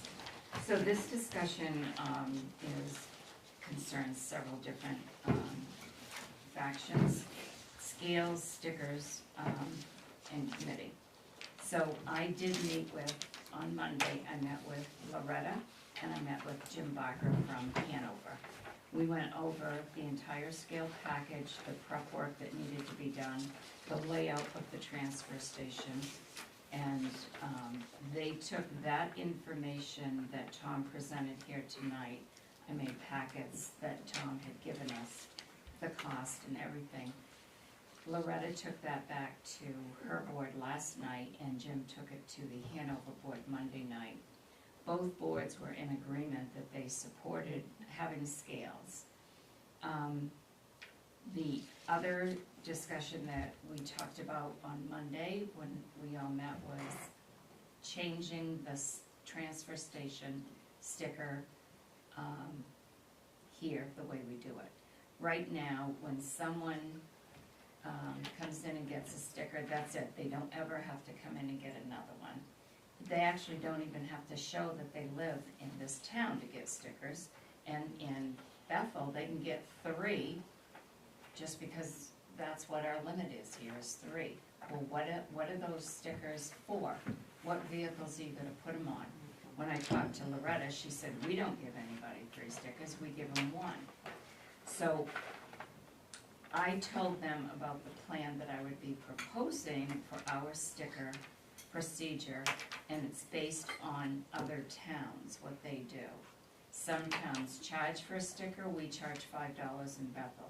Some towns do not charge, some towns charge up to $20 a sticker.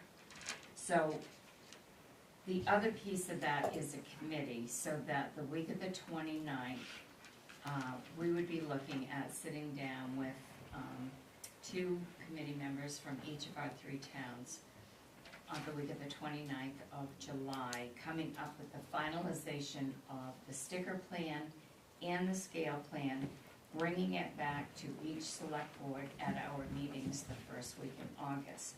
So with the stickers, because we've really heard everything about the scales, the only thing that I would like to add about the scales is we will pay for that within the first year.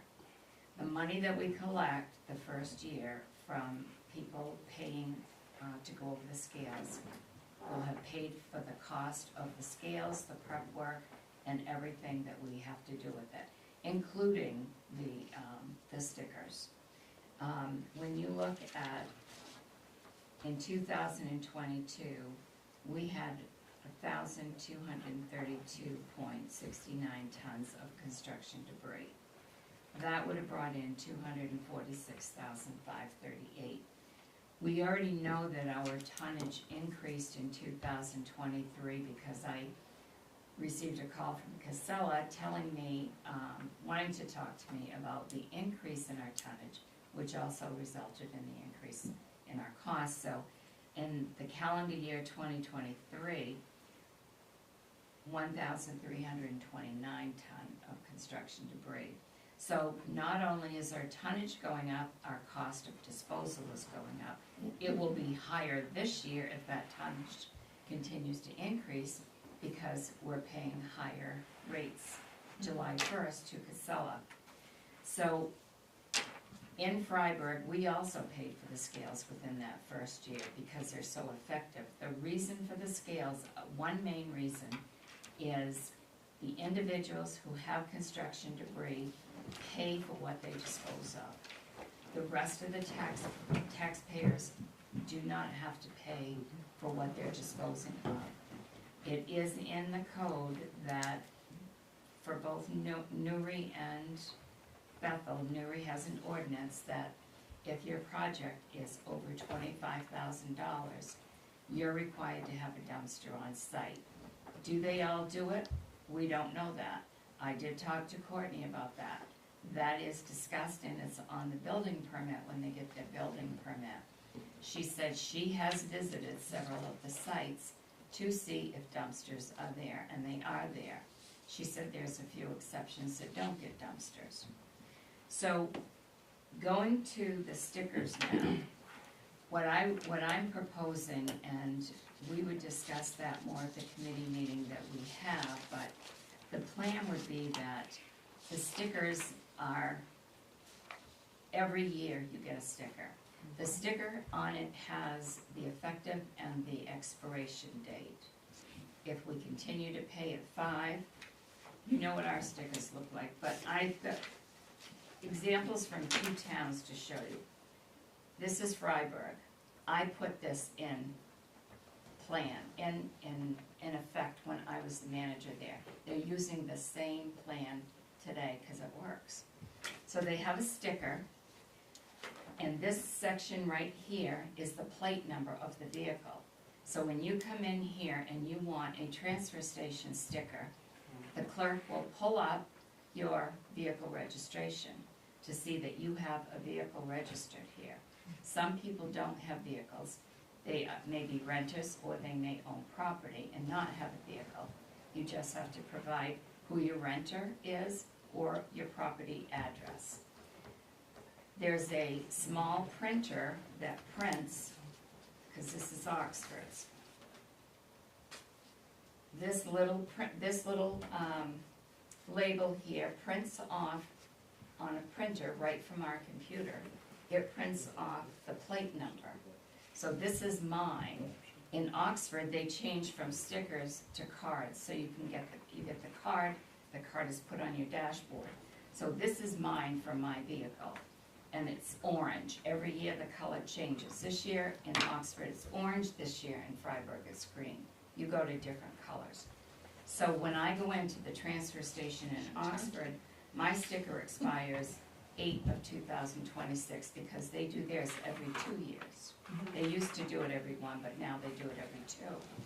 And it prints my vehicle. So when I go in there and the attendant looks at this, he's gonna know, he or she is gonna know that I have the right, I have a permit to use it. In Freiburg, the sticker goes on the side window like it does here in Bethel. If you did this here, your plate number is gonna be on here.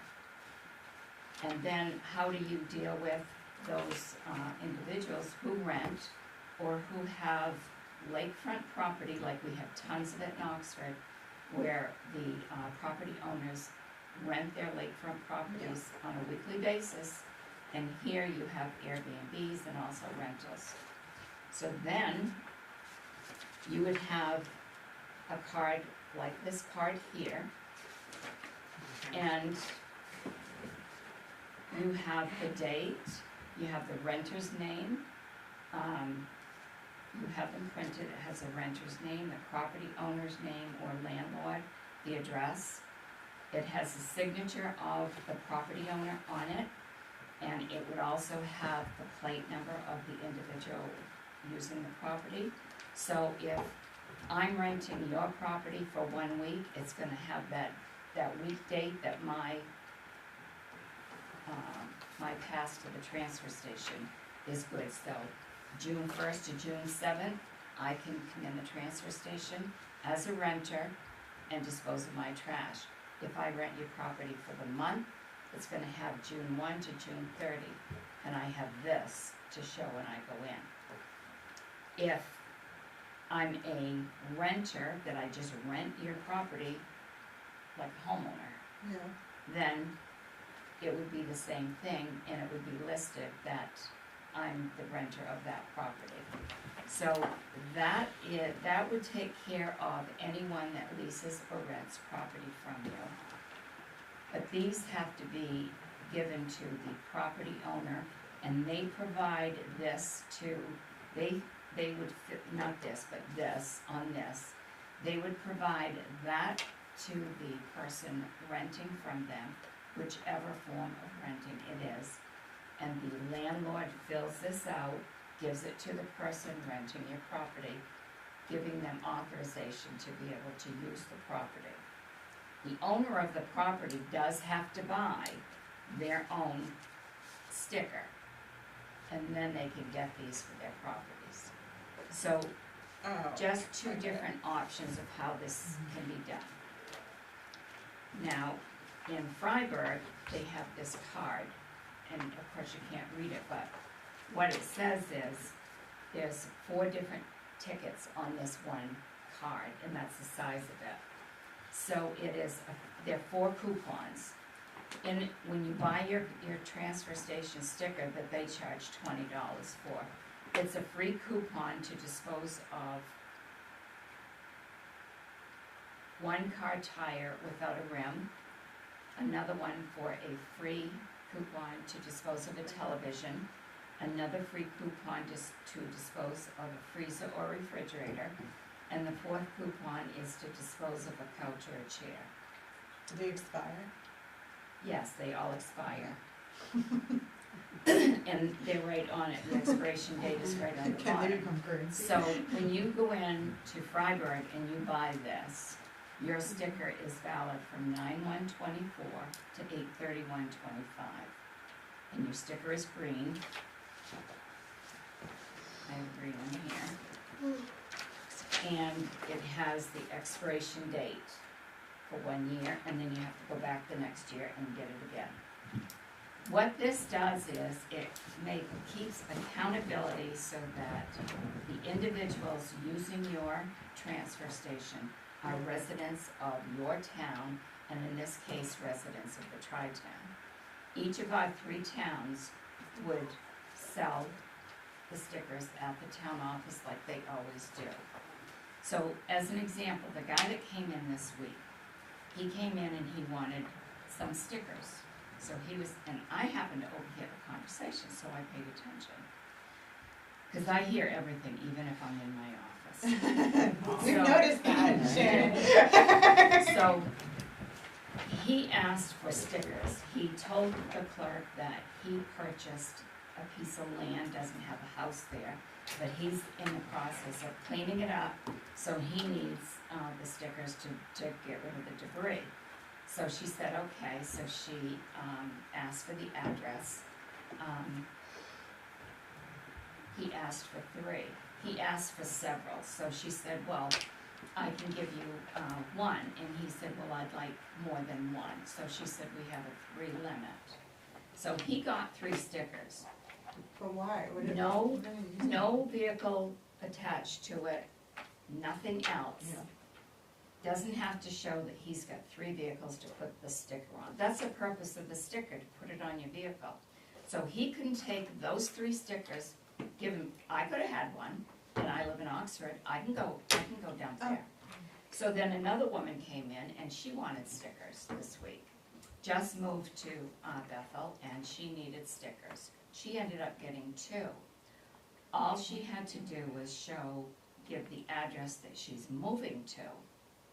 So if you tie these stickers to somebody's registration, Yeah. you know their vehicle is registered here and they live here. So you need to have this tied to something. Otherwise, everybody and their brother is going to be able to come here and dump. Now, if you sell your vehicle, so I buy Scott's vehicle, I live in Oxford, I've got Scott's sticker on my vehicle. I can come here because I never have to buy another sticker. They're for life. They should be replaced every year. There should be a color every year. Yeah. You are taking in so much trash here, both MSW, recycling, construction debris. And I believe that if we put this in effect and have scales, we can reduce the amount of MSW that we're paying for, the amount of recycling that we're paying for, the amount of construction debris that we're paying for, because we don't ask anyone to pay for anything they're disposing of or where they live. If you are a contractor and live in Paris and you want to, excuse me, if you're a contractor and live in Bethel and you tear down something in the town of Paris or any other town, You can bring it back. you can bring that debris here.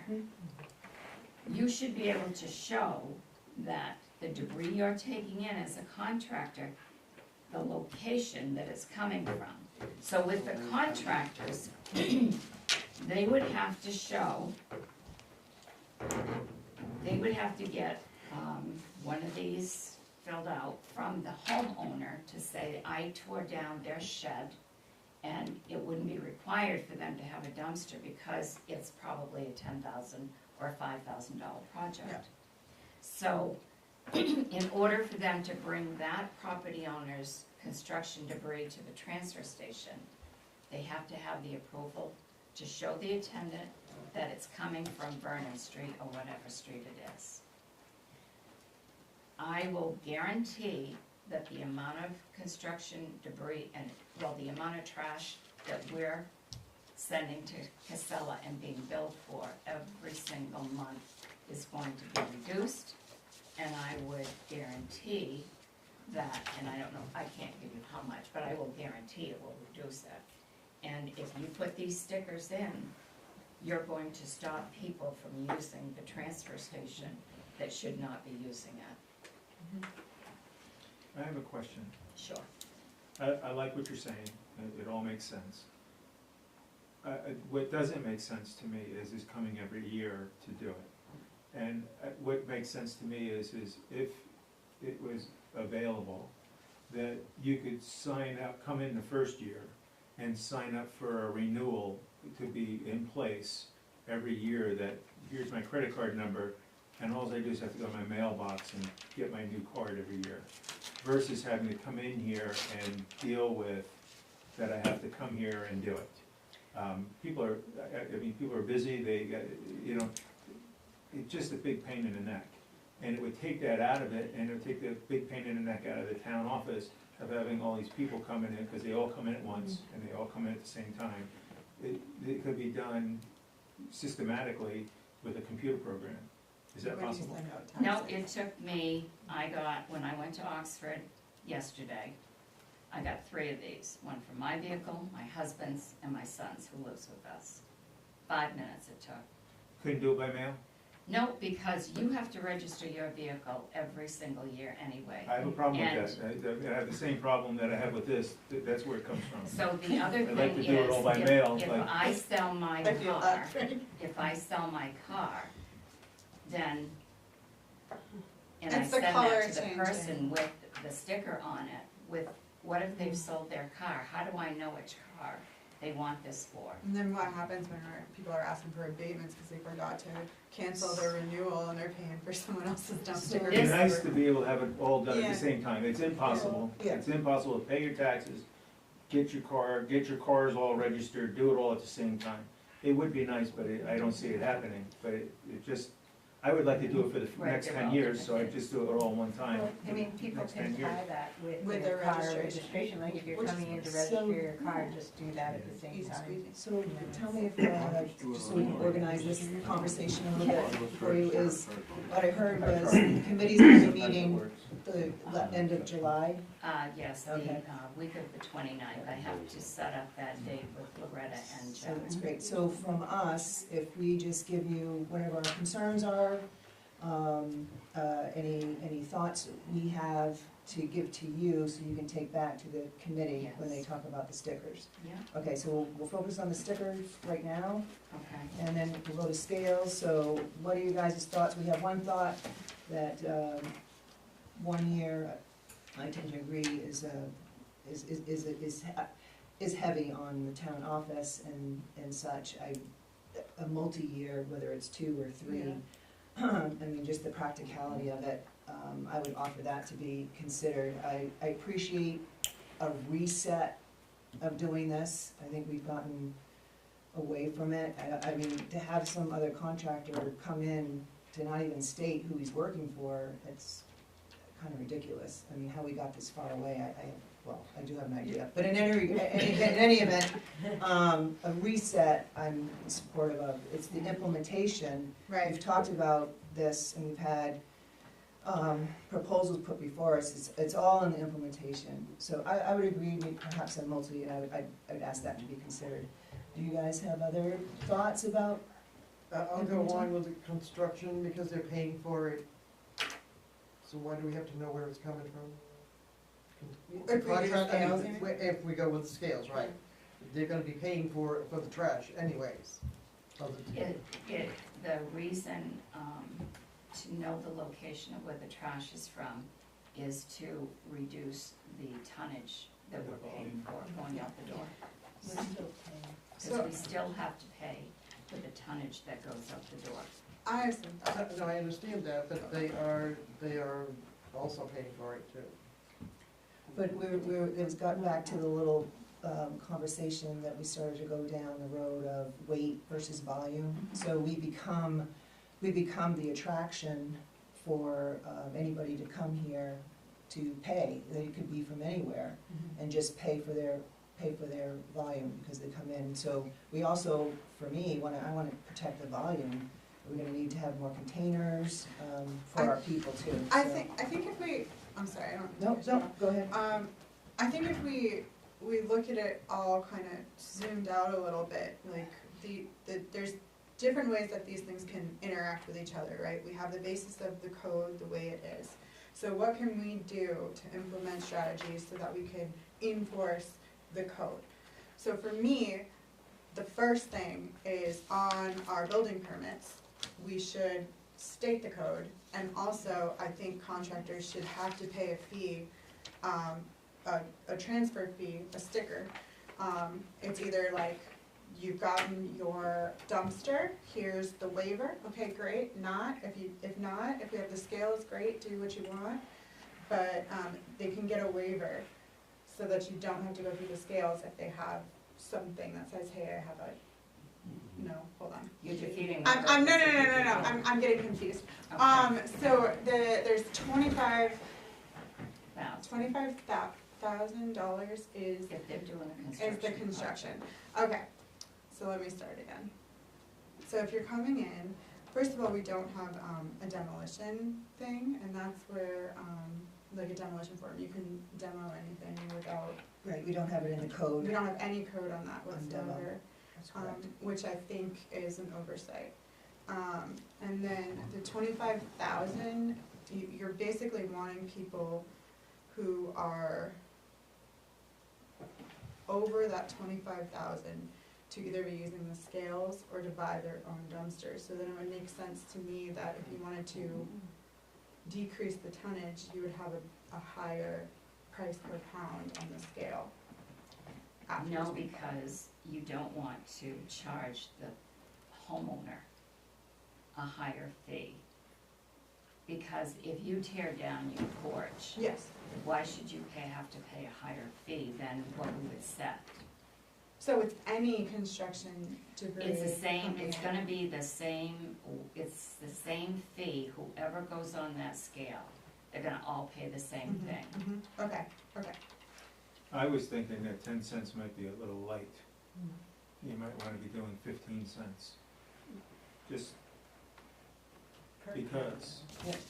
I had ideas, but Well, and I all think- left my mind. You know, I don't know the fees that are charged by all the different towns either, but that's another thing that can, I think right now, the highest one I've heard is 12 12 cents. cents. currently, is what it is, and I think they did 10 because of the math. Yeah, They- it's they- easier. They went with Yeah, that. for rounding. It definitely helped that, but there is a push and discussion of going up to an equally easy math equation. But nobody's gone there yet. But is I there, will say that you guys are on the outskirts, and as a business owner, 101, I mean, I would use you guys over driving it up to Auburn.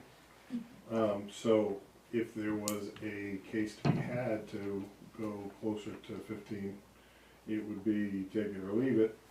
It would also reduce the volume of processing and other costs, and it would also clear your container concerns, because it would be a higher cost for it. I guess what I'm confused about is if you have, say, a $15,000 project, and you're going to the dump to get rid of your debris, you would have to pay for up to the threshold as well now? So we would have to change the code? You wouldn't have to change the code to do anything. The code talks about your project of 25,000, just like Newry. Right. So, So I'm saying if it's 15,000 and you come into the, if you're breaking down a shed or whatever, Yeah. and you're putting it in the back of your truck and you're driving into the transfer station, do you have to use the scales, or you can skip the scales? Yes, and no, go? you use the So that, scales. and you're touching on something that is a concern for me. Yeah. Is, you know, I just cleaned up from my shed that I Yeah, built. yeah, I throw it in the back of the pickup, it might have some 2x4s, it has some chunks of whatever. Yeah.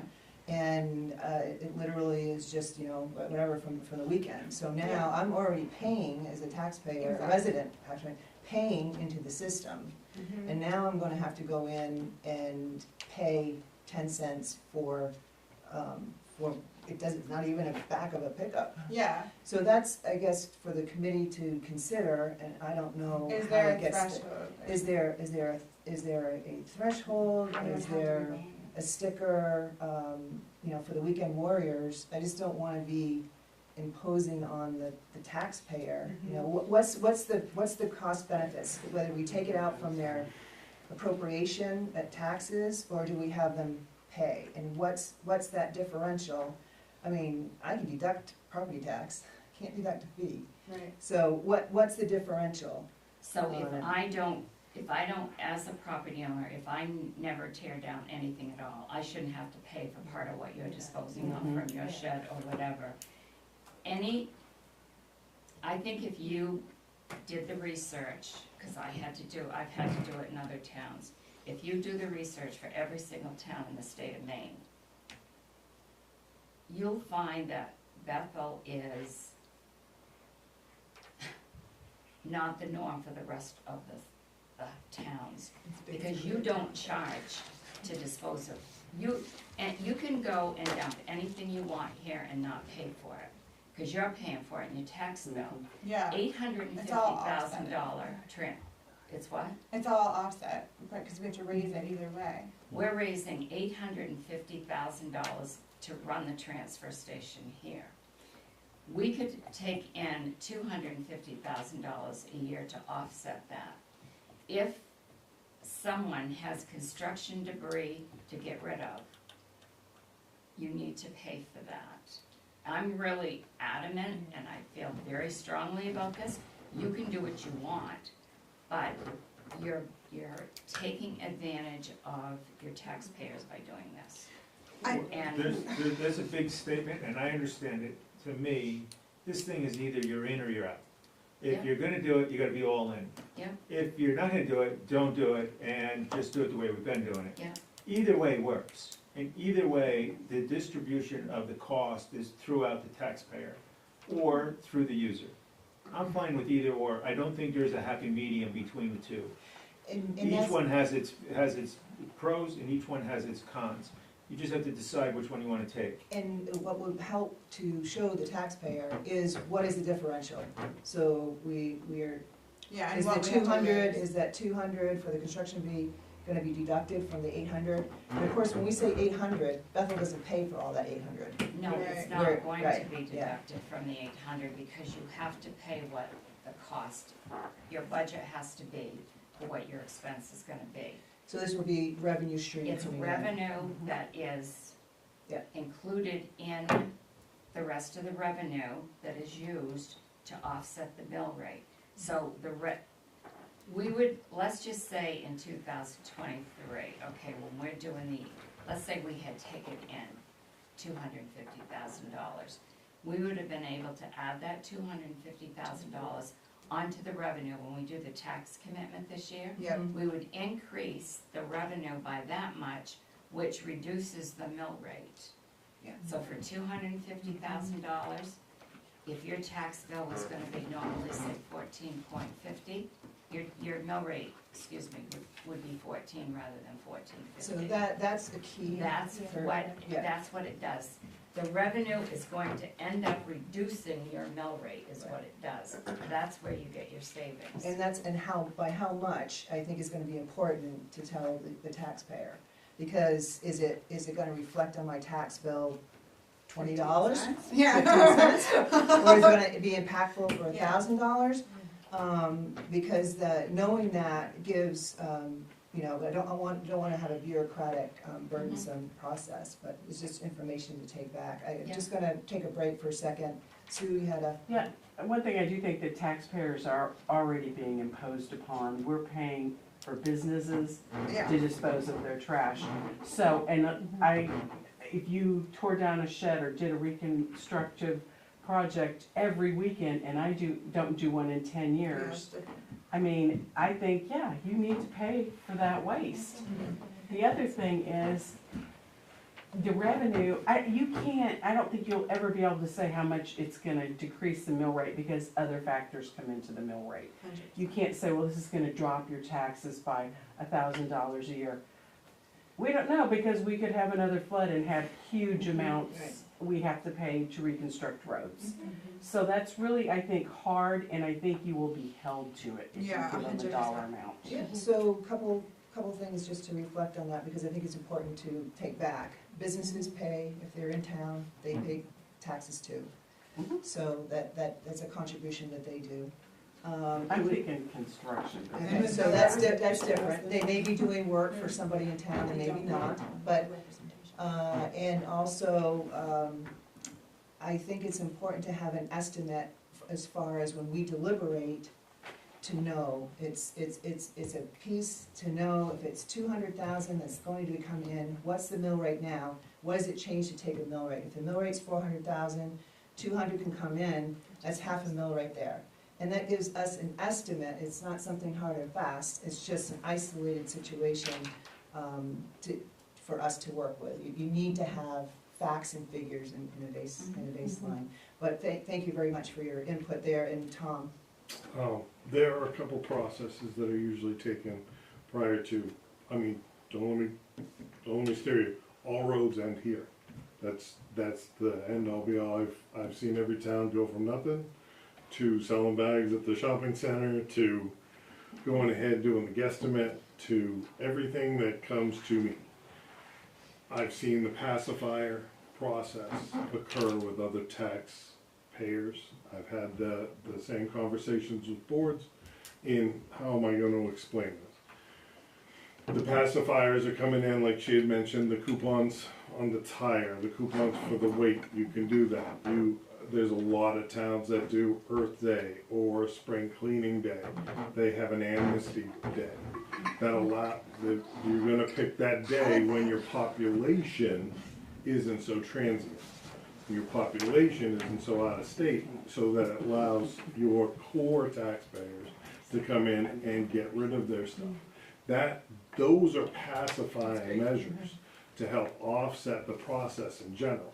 Now, whether or not you choose to keep them as the duration goes, the ROI's already occurred, the income stream's already been there, and we've bridged to the other side of the river. The main concern that usually brings me into conversations is the loss, the hole in the boat, the constant need to shovel cash. When I came over to Freiburg, the Freiburg Fair, they had the Saco River with the campgrounds, and they had 3 kids camps that I knew of, just driving from Waterford. That was a free-for-all. They literally dumped tents and the weekend warriors and the rafts, and they just threw it at them. It didn't take any time at all for that switch. The behaviors changed, the cost saves, the transportation became where it was somebody else's fault. What they ended up having to tip went down. Because that's what you're doing, you're retraining what people have abused over the time. And to kind of parlay on that, thank you for these pacifying things, which I think is gonna be important as well, but it brought up, we start to get into implementation, so I'm hoping the committee, you bring your information as far as implementation, what it's gonna take, with the stickers, from everywhere from the counter personnel, what they're gonna have to do, what they need, all the way down to what are the tools, resources right at the station? Do we have are they gonna be expected to pay right there? Do we have the internet? Do we have the processors there? Do we need to look at hiring more people, or at least for a period of time? everything, that, just all the way through, so we can process that, so I hope, hopefully we take that back to the. I'll add to that, the traffic pattern. I understand the traffic pattern now, but the traffic pattern is doubling up. And you really have to think about, you get weighed on, and then you're in the middle of all this traffic to get rid of your stuff, and then you go right past the exit to go back around to the scale.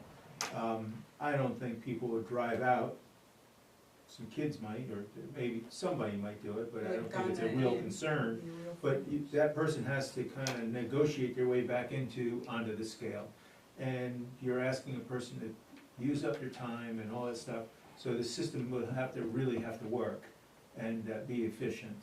I mean, the I alternative. didn't understand that coming to this meeting, but I understand it better now with the diagram. I think the alternative is also like, if you don't wanna do that, get a dumpster. Exactly what Brad said. Absolutely, but Yeah. I'm just For us, telling you, if you wanna, yeah. you have to, for me, you have to look at the person who's gonna use it, use the system. And we're putting the system there, and we're saying, use the system or go get a dumpster. We should make it as people-friendly as possible and as efficient as possible. There would be an instruction period and a learning period, flyers. would Should we be- do a public hearing? I'm thinking before that part is the planning of it, Crazy. that it's planned properly. I know, you'd think That, they'd wanna know because now. when the problems show up is after it's built, Yeah. and you say, Jesus, we didn't think about this. Yeah, Every- And that's where blueprints and engineers come in, because to the mind, you can fit 20 cars there, but when it's engineered, only 5 cars fit there. yeah. That's the problem. So that's why engineers get involved, and you pay attention to a blueprint. Yeah. Oh, I just want to finish Frank's thought, and then, going along with Frank, there's also the site pieces. We're moving a curb cut. Do we have to go to DOT and get a curb cut permit for siting? I mean, so we're moving a curb cut. The other piece is, I believe that this going back to the scales piece and putting that in, I believe it needs planning board review.